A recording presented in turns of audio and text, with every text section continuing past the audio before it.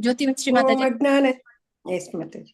ಮಾಡಿದ್ದೇನೆ. ಓಂ ಅಜ್ಞಾನತಿಮಿರಾಂಧಸ್ಯ ಜ್ಞಾನಾಂಜನಶಲಾಕಯ ಚಕ್ಷುರುನ್ಮೀಲಿತಂ ಯೇನ ತಸ್ಮೈ ಶ್ರೀ ಗುರವೇ ನಮಃ. ಶ್ರೀ ಚೈತನ್ಯ ಮನೋಭೀಷ್ಟಂ ಸ್ಥಾಪಿತಂ ಯೇನ ಭೂತಲೆ ಸ್ವಯಂ ರೂಪ ಕದಾ ಮಹ್ಯಂ ದದಾತಿ ಸ್ವಪದಾಂತಿಕಂ. ವಂದೇಹಂ ಶ್ರೀ ಗುರು ಶ್ರೀಯುತ ಪದಕಮಲಂ ಶ್ರೀ ಗುರುನ್ ವೈಷ್ಣವಾಂಶ್ಚ ಶ್ರೀರೂಪಂ ಸಾಗ್ರಜಾತಂ ಸಹಗಣ ರಘುನಾಥಾನ್ವಿತಂ ತಂ ಸಜೀವಂ ಸಾದ್ವೈತಂ ಸಾವಧೂತಂ ಪರಿಜನ ಸಹಿತಂ ಕೃಷ್ಣ ಚೈತನ್ಯ ದೇವಂ ಶ್ರೀ ರಾಧಾ ಕೃಷ್ಣ ಪಾದಾನ್ ಸಹಗಣ ಲಲಿತಾ ಶ್ರೀ ವಿಶಾಖಾನ್ವಿತಾಂಶ್ಚ. ಹೇ ಕೃಷ್ಣ ಕರುಣಾ ಸಿಂಧು ದೀನಬಂಧೋ ಜಗತ್ಪತೆ ಗೋಪೇಶ ಗೋಪಿಕಾ ಕಾಂತ ರಾಧಾ ಕಾಂತ ನಮೋಸ್ತುತೆ. ತಪ್ತ ಕಾಂಚನ ಗೌರಾಂಗಿ ರಾಧೆ ವೃಂದಾವನೇಶ್ವರಿ ವೃಷಭಾನುಸುತೆ ದೇವಿ ಪ್ರಣಮಾಮಿ ಹರಿಪ್ರಿಯೆ.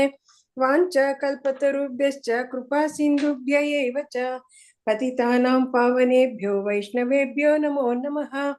ನಮೋ ಓಂ ವಿಷ್ಣುಪಾದಾಯ ಕೃಷ್ಣಪ್ರೇಷ್ಠಾಯ ಭೂತಲೆ ಶ್ರೀಮತೆ ಭಕ್ತಿವೇದಾಂತ ಸ್ವಾಮಿ ನಿತಿ ನಾಮಿನೆ.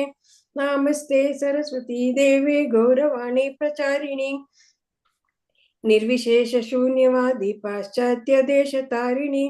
ಜಯ ಶ್ರೀ ಕೃಷ್ಣ ಚೈತನ್ಯ ಪ್ರಭೋ ನಿತ್ಯಾನಂದ ಶ್ರೀ ಅದ್ವೈತ ಗದಾಧರ ಶ್ರೀವಾಸಾದಿ ಗೌರ ಭಕ್ತ ವೃಂದ. ಹರೇ ಕೃಷ್ಣ ಕೃಷ್ಣ ಕೃಷ್ಣ ಹರೇ ಹರೇ ಹರೇ ರಾಮ ರಾಮ ರಾಮ ಹರೇ ಹರೇ.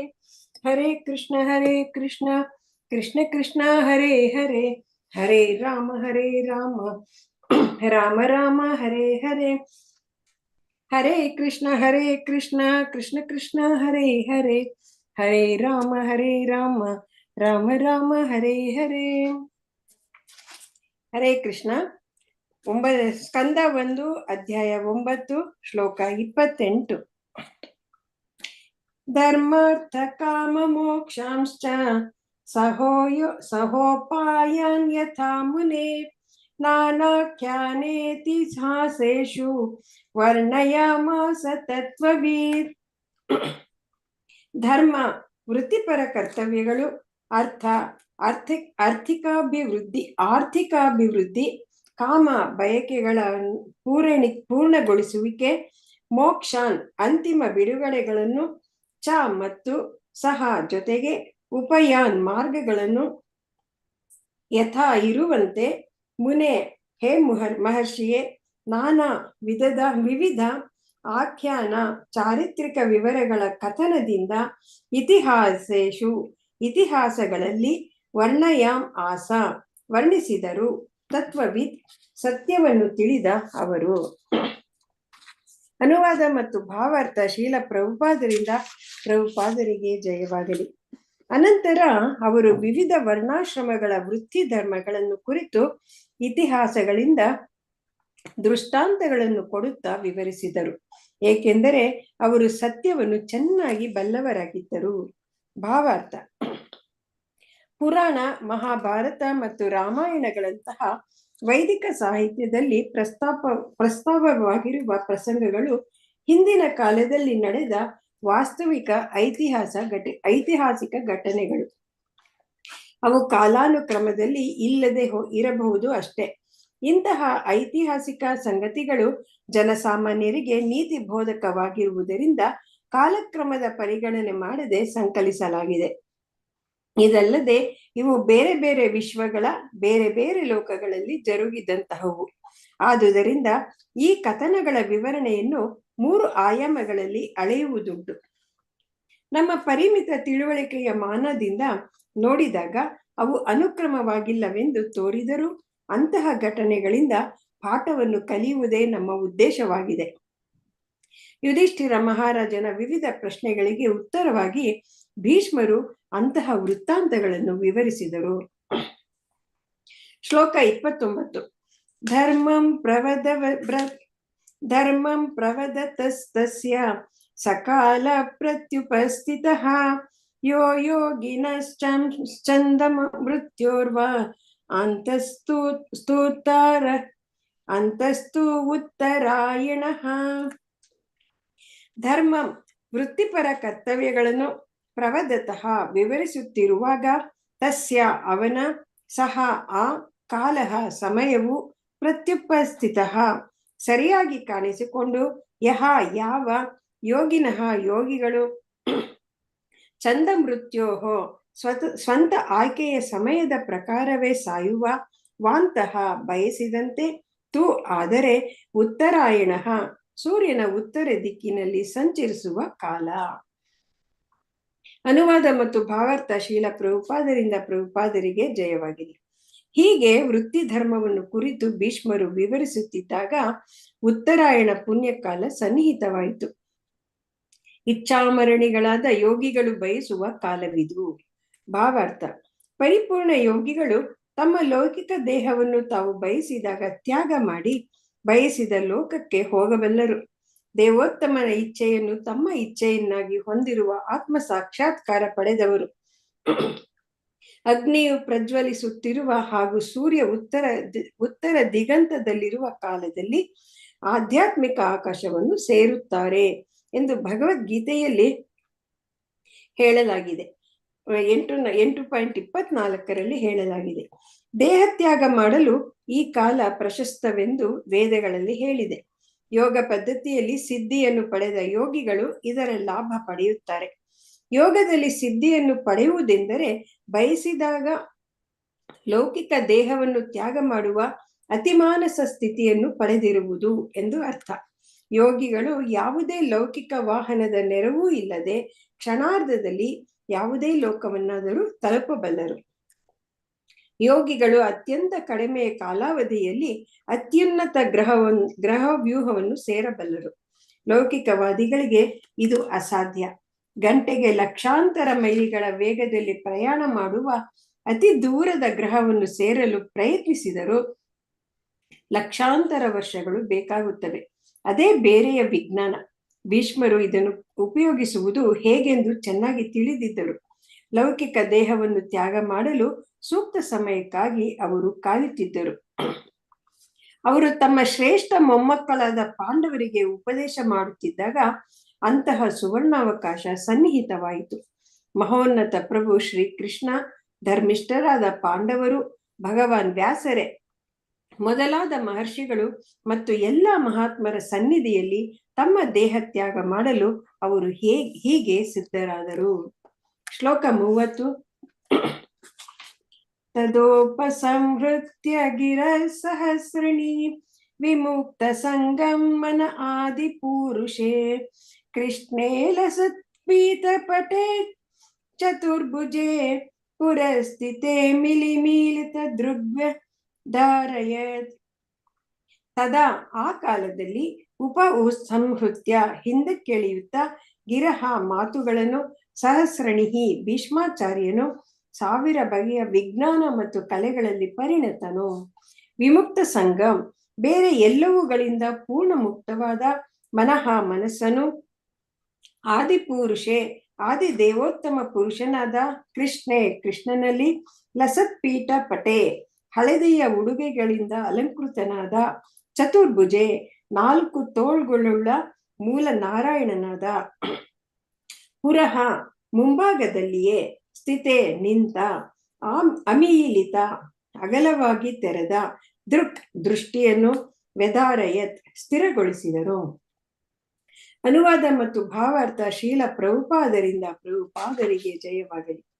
ಅನಂತರ ನಾನಾ ವಿಷಯಗಳನ್ನು ಕುರಿತು ಸಹಸ್ರಾರು ಅರ್ಥಗಳಿಂದ ಕೂಡಿದ ಮಾತುಗಳನ್ನಾಡಿದ ಸಾವಿರಾರು ರಣರಂಗಗಳಲ್ಲಿ ಕಾದಿ ಸಾವಿರಾರು ಜನರನ್ನು ರಕ್ಷಿಸಿದ ಭೀಷ್ಮರು ಮಾತನಾಡುವುದನ್ನು ನಿಲ್ಲಿಸಿದರು. ಸಮಸ್ತ ಬಂಧನಗಳಿಂದಲೂ ಮುಕ್ತರಾದ ಅವರು ತಮ್ಮ ಮನಸ್ಸನ್ನು ಬೇರೆಲ್ಲವುಗಳಿಂದ ಹಿಂದಕ್ಕೆ ಸೆಳೆದು ತಮ್ಮೆದುರು ನಿಂತ ಚತುರ್ಭುಜನಾದ ತೋಳಗಿ ಬೆಳಗುವ ಪೀತಾಂಬರ ಧಾರಿಯಾದ ಮೂಲ ದೇವೋತ್ತಮ ಪರಮ ಪುರುಷನಾದ ಶ್ರೀಕೃಷ್ಣನಲ್ಲಿ ತಮ್ಮ ವಿಶಾಲ ನೇತ್ರಗಳನ್ನು ನೆಟ್ಟರು. ಭಾವಾರ್ಥ: ತಮ್ಮ ಲೌಕಿಕ ದೇಹವನ್ನು ತ್ಯಾಗ ಮಾಡುವ ಆ ಮಹಾ ಮುಹೂರ್ತದಲ್ಲಿ ಭೀಷ್ಮರು ಮಾನವ ಜನ್ಮದ ಮುಖ್ಯ ಕರ್ತವ್ಯಗಳನ್ನು ಕುರಿತಂತೆ ಮಹತ್ವದ ದೃಷ್ಟಾಂತವಾದರು. ಮರಣಾಸನ್ನನಾದ ವ್ಯಕ್ತಿಯ ಗಮನವನ್ನು ಸೆಳೆಯುವ ವಿಷಯವೇ ಅವನ ಮುಂದಿನ ಜನ್ಮದ ಆರಂಭವಾಗುತ್ತದೆ. ಆದುದರಿಂದ ವ್ಯಕ್ತಿಯು ಪರಮಪ್ರಭು ಶ್ರೀ ಕೃಷ್ಣನ ಧ್ಯಾನದಲ್ಲಿ ತಲ್ಲೀನನಾಗಿದ್ದರೆ ಅವನು ನಿಸ್ಸಂದೇಹವಾಗಿ ದೇವತ್ವಕ್ಕೆ ಮರಳುತ್ತಾನೆ. ಇದು ಭಗವದ್ಗೀತೆಯಲ್ಲಿ 8ನೇ ಅಧ್ಯಾಯ 5ರಿಂದ 15ನೇ ಶ್ಲೋಕದಲ್ಲಿ ದೃಢಪಟ್ಟಿದೆ. 5. ಯಾರು ಮರಣಕಾಲದಲ್ಲಿ ನನ್ನನ್ನೇ ಕುರಿತು ಸ್ಮರಣೆ ಮಾಡುತ್ತಾ ದೇಹತ್ಯಾಗ ಮಾಡುತ್ತಾರೋ ಅವರು ತಕ್ಷಣ ನನ್ನ ಭಾವವನ್ನೇ ಹೊಂದುತ್ತಾರೆ. ಇದರಲ್ಲಿ ಸಂಶಯವಿಲ್ಲ. 6. ದೇಹವನ್ನು ತ್ಯಜಿಸುವಾಗ ಯಾವ ಭಾವವನ್ನು ಸ್ಮರಿಸುತ್ತಾರೋ ಅದೇ ಭಾವವನ್ನು ಹೊಂದುತ್ತಾರೆ. 7. ಆದುದರಿಂದ ಅರ್ಜುನ, ಕೃಷ್ಣ ರೂಪದಲ್ಲಿರುವ ನನ್ನನ್ನು ಸದಾ ಸ್ಮರಿಸುತ್ತಾ ನಿನ್ನ ನಿಯತ ಕರ್ತವ್ಯವನ್ನು ವಾದ ಯುದ್ಧವನ್ನು ಮಾಡು. ನಿನ್ನ ಕ್ರಿಯೆಗಳು ನನಗೆ ಅರ್ಪಿತವಾಗಿ ನಿನ್ನ ಮನೋಬುದ್ಧಿಗಳು ನನ್ನಲ್ಲಿ ನಿಹಿತವಾಗಿ ನೀನು ನನ್ನನ್ನೇ ಪಡೆಯುವೆ. ಇದರಲ್ಲಿ ಸಂಶಯವಿಲ್ಲ. 8. ಹೇ ಪಾರ್ಥ, ಯಾರು ದೇವೋತ್ತಮ ಪರಮ ಪುರುಷನಾದ ನನ್ನನ್ನು ಕುರಿತು ಧ್ಯಾನ ಮಾಡುತ್ತಾ ಪಥಭ್ರಾಂತನಾಗದೆ ಸತತವಾಗಿ ಮನದಲ್ಲಿ ನನ್ನನ್ನು ಸ್ಮರಿಸುತ್ತಾರೋ ಅವರು ನನ್ನನ್ನೇ ತಲುಪುವುದು ಖಂಡಿತ. 9. ಸರ್ವಜ್ಞನಾದ ಅತ್ಯಂತ ಪ್ರಾಚೀನವಾದ ನಿಯಾಮಕನಾದ ಅಣುವಿನಿಗಿಂತಲೂ ಚಿಕ್ಕವ ಅಣುವಾದ ಸರ್ವಪೋಷಕನಾದ ಐಹಿಕ ಕಲ್ಪನೆಗಳಿಂದ ಅತೀತನಾದ ಅಚಿಂತ್ಯನಾದ ಸದಾಕಾಲ ಪುರುಷನಾಗಿರುವ ಪರಮ ಪುರುಷನನ್ನು ಕುರಿತು ವ್ಯಕ್ತಿಯು ಧ್ಯಾನಿಸಬೇಕು. ಲೋಕೋತ್ತರನಾದ ಅವನು ಆದಿತ್ಯವರ್ಣ, ಅವನು ಐಹಿಕ ಪ್ರಕೃತಿಗೆ ಅತೀತನಾದವನು. 10. ಮರಣ ಕಾಲದಲ್ಲಿ ತನ್ನ ಪ್ರಾಣವಾಯುವನ್ನು ಭ್ರೂಮಧ್ಯದಲ್ಲಿ ನಿಲ್ಲಿಸಿ ಪೂರ್ಣ ಭಕ್ತಿಯಿಂದ ಪರಮಪ್ರಭುವಿನ ಸ್ಮರಣೆಯಲ್ಲಿ ನಿರತನಾದವನು ನಿಶ್ಚಿತವಾಗಿ ದೇವೋತ್ತಮ ಪರಮ ಪುರುಷನನ್ನು ಸೇರುತ್ತಾನೆ. 11. ವೇದವಿದರಾಗಿದ್ದು ಓಂಕಾರ ಉಚ್ಚರಿಸುವವರು ಮತ್ತು ಮಹಾ ಸನ್ಯಾಸಿಗಳು ನಿರಾಕಾರ ಬ್ರಹ್ಮನನ್ನು ಸೇರುತ್ತಾರೆ. ಅಂತಹ ಪರಿಪೂರ್ಣತೆಯನ್ನು ಬಯಸಿ ಬ್ರಹ್ಮಚರ್ಯವನ್ನು ಪಾಲಿಸುವರು. ಮೋಕ್ಷ ಪದವನ್ನು ಪಡೆಯಬಹುದಾದ ಈ ಪ್ರಕ್ರಿಯೆಯನ್ನು ಈಗ ನಾನು ನಿನಗೆ ವಿವರಿಸುವೆನು. 12. ಎಲ್ಲ ಇಂದ್ರಿಯ ಪ್ರವೃತ್ತಿಗಳಿಂದ ವಿರಕ್ತನಾಗುವುದೇ ಯೋಗಿಕ ಸ್ಥಿತಿ. ಎಲ್ಲ ಇಂದ್ರಿಯ ದ್ವಾರಗಳನ್ನು ಬಂಧಿಸಿ ಹೃದಯದಲ್ಲಿ ಮನಸ್ಸನ್ನು ನೆಟ್ಟು ಪ್ರಾಣವಾಯುವನ್ನು ಮೂರ್ಧನ್ಯದಲ್ಲಿ ಬ್ರಹ್ಮರಂಧ್ರದಲ್ಲಿ ನಿಲ್ಲಿಸಿ ವ್ಯಕ್ತಿಯು ಯೋಗಸ್ಥನಾಗುತ್ತಾನೆ. 13. ಹೀಗೆ ಯೋಗ ಸ್ಥಿತಿಯಲ್ಲಿರುತ್ತಾ ಅತ್ಯುನ್ನತ ಅಕ್ಷರ ಸಂಯೋಜನೆಯಾದ ಓಂಕಾರವನ್ನು ಉಚ್ಚರಿಸುತ್ತಾ ದೇವೋತ್ತಮ ಪರಮ ಪುರುಷನನ್ನು ಧ್ಯಾನ ಮಾಡುತ್ತಾ ದೇಹವನ್ನು ತ್ಯಜಿಸುವವನು ನಿಸ್ಸಂಶಯವಾಗಿ ಪರಮಪದವನ್ನು ಸೇರುತ್ತಾನೆ. 14. ಹೇ ಪುತ್ರನೇ, ಭಕ್ತಿ ಸೇವೆಯಲ್ಲಿ ಅವಿರತವಾಗಿ ಮಗ್ನನಾಗಿರುವ ವ್ಯಕ್ತಿಯು ನನ್ನನ್ನು ಅನನ್ಯವಾಗಿ ಸ್ಮರಿಸಿದರೆ ನಾನು ಸುಲಭ ಸಾಧ್ಯವಾಗುತ್ತೇನೆ. 15. ಭಕ್ತಿ ಯೋಗಿಗಳಾದ ಮಹಾತ್ಮರು ನನ್ನನ್ನು ಸೇರಿದ ಬಳಿಕ ಪರಮಗತಿಯನ್ನು ಪಡೆಯುವುದರಿಂದ ಮತ್ತೆಂದಿಗೂ ದುಃಖದಿಂದ ಕೂಡಿದ ಅಶಾಶ್ವತ ಪ್ರಪಂಚಕ್ಕೆ ಹಿಂದಿರುಗುವುದಿಲ್ಲ. ಭೀಷ್ಮರು ಇಚ್ಛಾಮರಣದ ಸಿದ್ಧಿಯನ್ನು ಪಡೆದಿದ್ದರು. ಮರಣ ಕಾಲದಲ್ಲಿ ತಮ್ಮ ಇಚ್ಛಾಮೂರ್ತಿಯಾದ ಭಗವಾನ್ ಕೃಷ್ಣನನ್ನು ಕಣ್ಣೆದುರಿಗೆ ನೋಡುವ ಅದೃಷ್ಟಶಾಲಿ ಅವರಾಗಿದ್ದರು. ಆದುದರಿಂದ ಅವರು ತಮ್ಮ ತೆರೆದ ಕಣ್ಣುಗಳಿಂದ ಅವನ ಮೇಲೆ ನೆಟ್ಟರು. ಸ್ವಯಂ ಸ್ಫೂರ್ತ ಪ್ರೀತಿಯಿಂದ ಬಹುಕಾಲ ಶ್ರೀಕೃಷ್ಣನನ್ನೇ ನೋಡಬಯಸಿದರು. ಅವರು ಶುದ್ಧ ಭಕ್ತರಾದುದರಿಂದ ಯೋಗ ತತ್ವಗಳನ್ನು ವಿವರವಾಗಿ ಆಚರಿಸುವ ಅಗತ್ಯವಿರಲಿಲ್ಲ. ಸಿದ್ಧಿಯನ್ನು ಪಡೆಯಲು ಸರಳ ಭಕ್ತಿ ಯೋಗವೇ ಸಾಕು. ಅತ್ಯಂತ ಪ್ರೀತಿಪಾತ್ರರಾದ ಭಗವಾನ್ ಕೃಷ್ಣನ ವ್ಯಕ್ತ ರೂಪವನ್ನು ನೋಡುವುದೇ ಭೀಷ್ಮರ ಉತ್ಕಟ ಇಚ್ಛೆಯಾಗಿತ್ತು. ಕೊನೆಯುಸಿರು ಎಳೆಯುವ ಕಾಲದಲ್ಲಿ ಭೀಷ್ಮರಿಗೆ ಭಗವದ್ ಅನುಗ್ರಹದಿಂದ ಈ ಅವಕಾಶ ದೊರಕಿತು. ಶ್ಲೋಕ 31. ವಿಶುದ್ಧಯ ಧಾರಣಯ ಹತಾಶುಭ ಸದೀಕ್ಷಯೈವಾಶು ಗತಾಯುಧ ಶ್ರಮಃ ನಿವೃತ್ತ ಸರ್ವೇಂದ್ರಿಯ ವೃತ್ತಿ ವಿಭ್ರಮ ತುಷ್ಟ್ವಾ ವಸ್ತು ಜನ್ಯಂ ವಿಸೃಜನ್ ಜನಾರ್ದನಂ. ವಿಶುದ್ಧಯ ನಿರ್ಮಲವಾದ ಧಾರಣೆಯ ಧ್ಯಾನದಿಂದ ಹತ ಅಶುಭ ಭೌತಿಕ ಅಸ್ತಿತ್ವದ ಅಶುಭ ಗುಣಗಳನ್ನು ಕಡಿಮೆ ಮಾಡಿಕೊಂಡ ತತ್ ಅವನ ಈ ಕ್ಷಯ ನೋಟದಿಂದ ಏವ ಕೇವಲ ಆಶು ಕೂಡಲೇ ಗತ ಕಳೆದ ಆಯುಧ ಬಾಣಗಳ ಶ್ರಮ ಆಯಾಸವುಳ್ಳ ನಿವೃತ್ತ ಸ್ಥಗಿತವಾದ ಸರ್ವ ಎಲ್ಲ ಇಂದ್ರಿಯ ವೃತ್ತಿ ಚಟುವಟಿಕೆಗಳ ವಿಭ್ರಮ ವ್ಯಾಪಕ ತೊಡಗುವಿಕೆಯುಳ್ಳ ತುಷ್ಟಾವ ಅವನ ಸ್ತುತಿಸಿದನು. ಜನ್ಯಂ ಐಹಿಕ ತಾತ್ಕಾಲಿಕ ವಾಸಸ್ಥಳವನ್ನು ವಿಸೃಜಂ ತ್ಯಜಿಸುವಾಗ ಜನಾರ್ದನಂ ಜೀವಿಗಳ ನಿಯಂತ್ರಕವನ್ನು. ಅನುವಾದ ಮತ್ತು ಭಾವಾರ್ಥ ಶ್ರೀಲ ಪ್ರಭುಪಾದರಿಂದ ಪ್ರಭುಪಾದರಿಗೆ ಜಯವಾಗಲಿ. ಭಗವಾನ್ ಶ್ರೀ ಕೃಷ್ಣನನ್ನು ನೋಡುತ್ತಾ ಪರಿಶುದ್ಧ ಧ್ಯಾನದಲ್ಲಿ ಮಗ್ನರಾದ ಅವರಿಗೆ ಬಾಣಾಘಾತದಿಂದಾದ ಗಾಯದ ನೋವುಗಳೆಲ್ಲ ಉಪಶಮನವಾದವು. ಆ ಕೂಡಲೇ ಅವರು ಸಮಸ್ತ ಲೌಕಿಕ ಅಶುಭಗಳಿಂದ ಮುಕ್ತರಾದರು. ಅವರ ಇಂದ್ರಿಯಗಳ ಬಾಹ್ಯ ಕ್ರಿಯೆಗಳೆಲ್ಲ ಥಟ್ಟನೆ ಸ್ತಬ್ಧವಾದವು. ಅವರು ತಮ್ಮ ಲೌಕಿಕ ದೇಹವನ್ನು ತ್ಯಾಗ ಮಾಡುವ ಈ ಸಮಯದಲ್ಲಿ ಸಮಸ್ತ ಜೀವಿಗಳ ನಿಯಾಮಕನನ್ನು ದಿವ್ಯವಾಗಿ ಸ್ತೋತ್ರ ಮಾಡಿದರು. ಭಾವಾರ್ಥ: ಲೌಕಿಕ ದೇಹವು ಲೌಕಿಕ ಶಕ್ತಿಯ ಫಲ. ಪಾರಿಭಾಷಿಕವಾಗಿ ಇದಕ್ಕೆ ಮಾಯೆ ಎನ್ನುತ್ತಾರೆ. ಭಗವಂತನೊಡನೆ ನಮಗಿರುವ ಶಾಶ್ವತ ಸಂಬಂಧದ ವಿಸ್ಮೃತಿಯೇ ಲೌಕಿಕ ದೇಹದೊಡನೆ ನಮಗಿರುವ ವ್ಯಾಮೋಹಕ್ಕೆ ಕಾರಣ. ಭೀಷ್ಮರಂತಹ ಶುದ್ಧ ಭಗವದ್ ಭಕ್ತರಿಗೆ ಭಗವಂತನ ಆಗಮನವಾಗುತ್ತಿದ್ದಂತೆಯೇ ಈ ಮಾಯೆ ನಿವಾರಣೆಯಾಯಿತು. ಭಗವಾನ್ ಕೃಷ್ಣ ಸೂರ್ಯನಿದ್ದಂತೆ, ಮಾಯಾ ಬಹಿರಂಗ ಲೌಕಿಕ ಶಕ್ತಿಯು ಕತ್ತಲೆ ಇದ್ದಂತೆ. ಸೂರ್ಯನೆದುರಿಗೆ ಕತ್ತಲೆ ನಿಲ್ಲುವ ಸಂಭವವಿಲ್ಲ. ಆದುದರಿಂದ ಭಗವಾನ್ ಕೃಷ್ಣನ ಆಗಮನವಾಗುತ್ತಿದ್ದಂತೆಯೇ ಲೌಕಿಕ ಕಲ್ಮಶಗಳೆಲ್ಲ ಸಂಪೂರ್ಣವಾಗಿ ತೊಡೆದು ಹೋದವು. ಹೀಗೆ ಭೀಷ್ಮರು ಜಡವಸ್ತುವಿನ ಸಂಸರ್ಗದಿಂದ ಮಲಿನವಾಗುತ್ತಿದ್ದ ಇಂದ್ರಿಯಗಳ ಕ್ರಿಯೆಗಳನ್ನೆಲ್ಲ ಸ್ತಬ್ಧಗೊಳಿಸಿ ಲೋಕೋತ್ತರವಾದ ನೆಲೆಯಲ್ಲಿ ನಿಲ್ಲಲು ಸಮರ್ಥರಾದರು.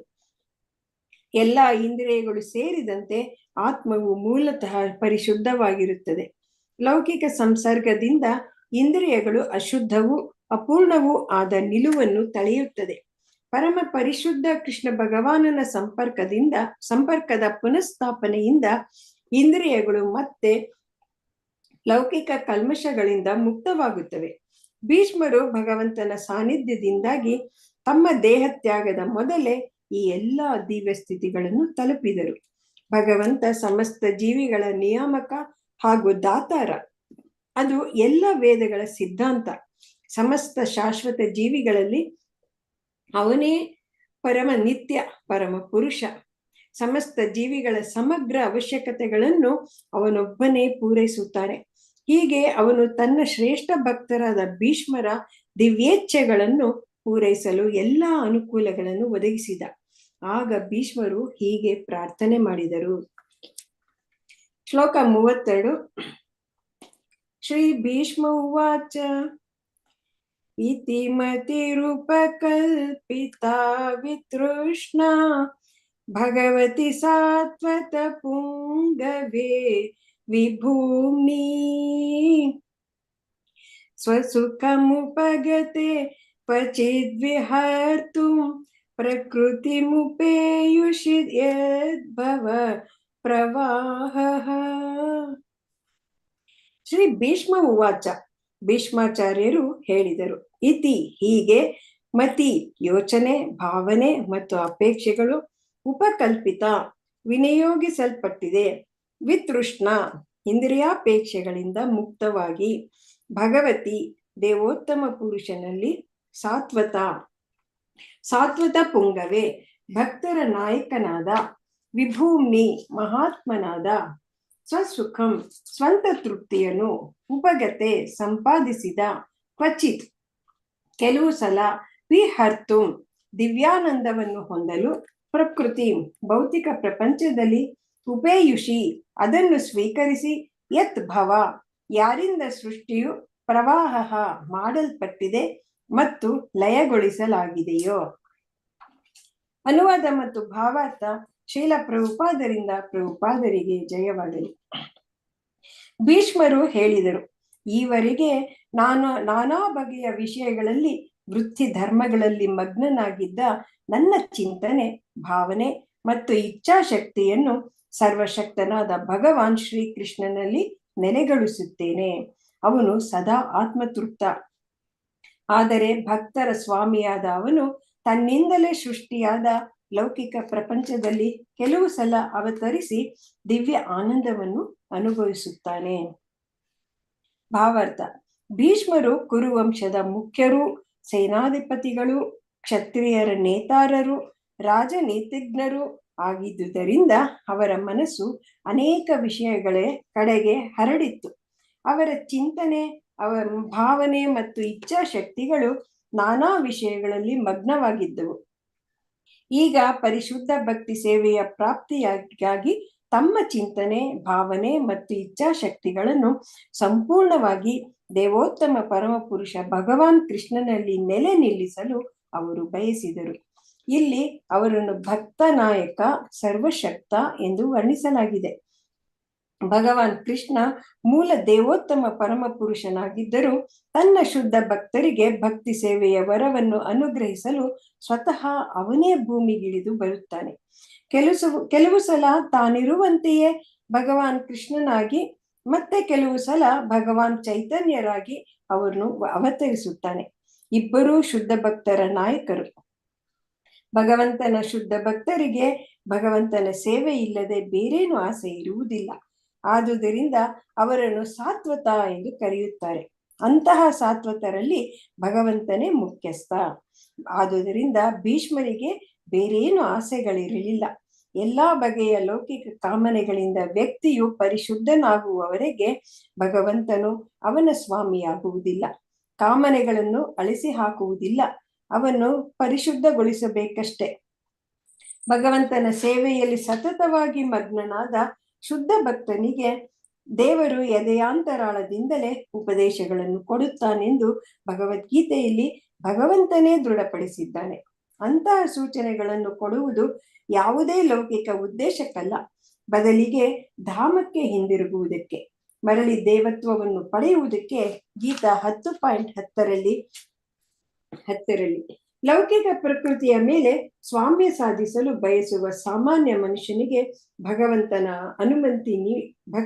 ಅನುಮತಿ ನೀಡಿ ಅವನ ಚಟುವಟಿಕೆಗಳಿಗೆ ಸಾಕ್ಷಿಯಾಗುವುದಷ್ಟೇ ಅಲ್ಲ, ಅಂತಹ ಭಕ್ತನಲ್ಲದವನಿಗೆ ಪರಮಪದಕ್ಕೆ ಹಿಂದಿರುಗಲು ಸೂಚನೆಗಳನ್ನು ಕೊಡುವುದಿಲ್ಲ. ಭಕ್ತರು ಮತ್ತು ಭಕ್ತರಲ್ಲದವರೊಡನೆ ನಡೆದುಕೊಳ್ಳುವುದರಲ್ಲಿ ಭಗವಂತ ತೋರಿಸುವ ವ್ಯತ್ಯಾಸವಿದು. ರಾಜ್ಯವನ್ನಾಳುವ ದೊರೆ ಬಂದಿಗಳನ್ನು, ಸ್ವತಂತ್ರ ಪ್ರಜೆಗಳನ್ನು ನೋಡಿಕೊಳ್ಳುವ ಹಾಗೆ ಭಗವಂತನು ಎಲ್ಲಾ ಜೀವಿಗಳ ನೇತಾರನಾಗಿರುತ್ತಾನೆ. ಆದರೆ ಭಕ್ತ ಮತ್ತು ಭಕ್ತನಲ್ಲದವನ ವಿಷಯದಲ್ಲಿ ಅವನ ವ್ಯವಹಾರ ಬೇರೆ ಬೇರೆಯಾಗಿರುತ್ತದೆ. ಭಕ್ತರಲ್ಲದವರು ಭಗವಂತನಿಂದ ಯಾವುದೇ ಉಪದೇಶಗಳನ್ನು ತೆಗೆದುಕೊಳ್ಳುವುದರ ಕಡೆ ಲಕ್ಷ್ಯ ಕೊಡುವುದಿಲ್ಲ. ಅವರ ಎಲ್ಲಾ ಚಟುವಟಿಕೆಗಳಿಗೂ ಸಾಕ್ಷಿ ರೂಪದಲ್ಲಿದ್ದರೂ ಕರ್ಮಕ್ಕನುಸಾರವಾಗಿ ಅವರಿಗೆ ಒಳ್ಳೆಯದೋ ಕೆಟ್ಟದ್ದೋ ಫಲಗಳನ್ನು ನೀಡಿದರೂ ಭಗವಂತ ಅವರ ವಿಷಯದಲ್ಲಿ ಮೌನವಾಗಿರುತ್ತಾನೆ. ಭಕ್ತರು ಈ ಲೌಕಿಕ ಶುಭ ಅಶುಭಗಳನ್ನು ಮೀರಿದವರು. ಅವರು ಆಧ್ಯಾತ್ಮ ಪಥದಲ್ಲಿ ಸಾಗಿರುತ್ತಾರೆ. ಲೌಕಿಕವಾದ ಯಾವುದರ ಬಗೆಗೂ ಅವರಿಗೆ ಕಾಮನೆಗಳಿರುವುದಿಲ್ಲ. ಭಕ್ತನಿಗೆ ಶ್ರೀಕೃಷ್ಣನೇ ಆದಿನಾರಾಯಣ ಎಂದೂ ತಿಳಿದಿರುತ್ತದೆ. ಏಕೆಂದರೆ ಎಲ್ಲಾ ಲೌಕಿಕ ಸೃಷ್ಟಿಯ ಮೂಲ ಸೆಲೆಯಾದ ಕಾರಣೋದಕಶಾಹಿ ವಿಷ್ಣುವೇ ಭಗವಾನ್ ಶ್ರೀಕೃಷ್ಣನ ಸ್ವಾಂಶ ರೂಪ. ಭಗವಂತನಿಗೂ ತನ್ನ ಶುದ್ಧ ಭಕ್ತರ ಸಂಘದಲ್ಲಿರಬೇಕೆಂದು ಆಸೆ. ಅವರಿಗಾಗಿಯೇ ಭಗವಂತ ಭೂಮಿಯಲ್ಲಿ ಅವತರಿಸಿ ಅವರಿಗೆ ಜೀವ ಕಳೆ ಕೊಡುತ್ತಾನೆ. ಭಗವಂತ ಸ್ವಇಚ್ಛೆಯಿಂದಲೇ ಬರುತ್ತಾನೆ, ಲೌಕಿಕ ಪ್ರಕೃತಿಯ ಸ್ಥಿತಿಗತಿಗಳ ಒತ್ತಡದಿಂದಲ್ಲ.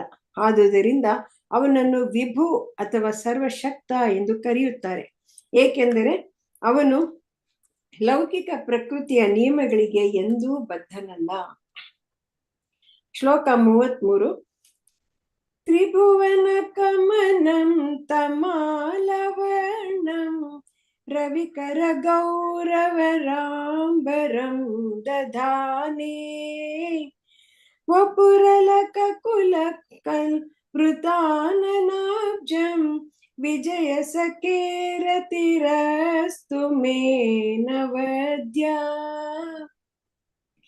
ತ್ರಿಭುವನ ಲೋಕ ವ್ಯವಸ್ಥೆಯ 3 ಹಂತಗಳ ಕಮನಂ ಅತ್ಯಂತ ಅಪೇಕ್ಷಣೀಯನನ್ನು, ತಮಾಲವರ್ಣಂ ತಮಾಲ ವೃಕ್ಷದಂತೆ ಕಡು ನೀಲಿ ಬಣ್ಣವುಳ್ಳವನನ್ನು, ರವಿಕರ ಸೂರ್ಯರಶ್ಮಿಯ, ಗೌರ ಬಂಗಾರದ ಬಣ್ಣದ, ವರಾಂಬರಂ ಹೊಳೆಯುವ ಬಟ್ಟೆಯುಳ್ಳವನನ್ನು, ದದಾನೆ ಧರಿಸಿದವನ, ವಪುಹು ಶರೀರವು, ಅಲಕ ಕುಲ ಆವೃತ ಶ್ರೀಗಂಧದ ಲೇಪನದಿಂದ ಮುಚ್ಚಿದ, ಆನನ ಆಬ್ಜಂ ಕಮಲದಂತೆ ಮುಖವುಳ್ಳವನು, ವಿಜಯ ಸಖೆ ಅರ್ಜುನನ ಸ್ನೇಹಿತನಲ್ಲಿ, ರತಿ ಅಸ್ತು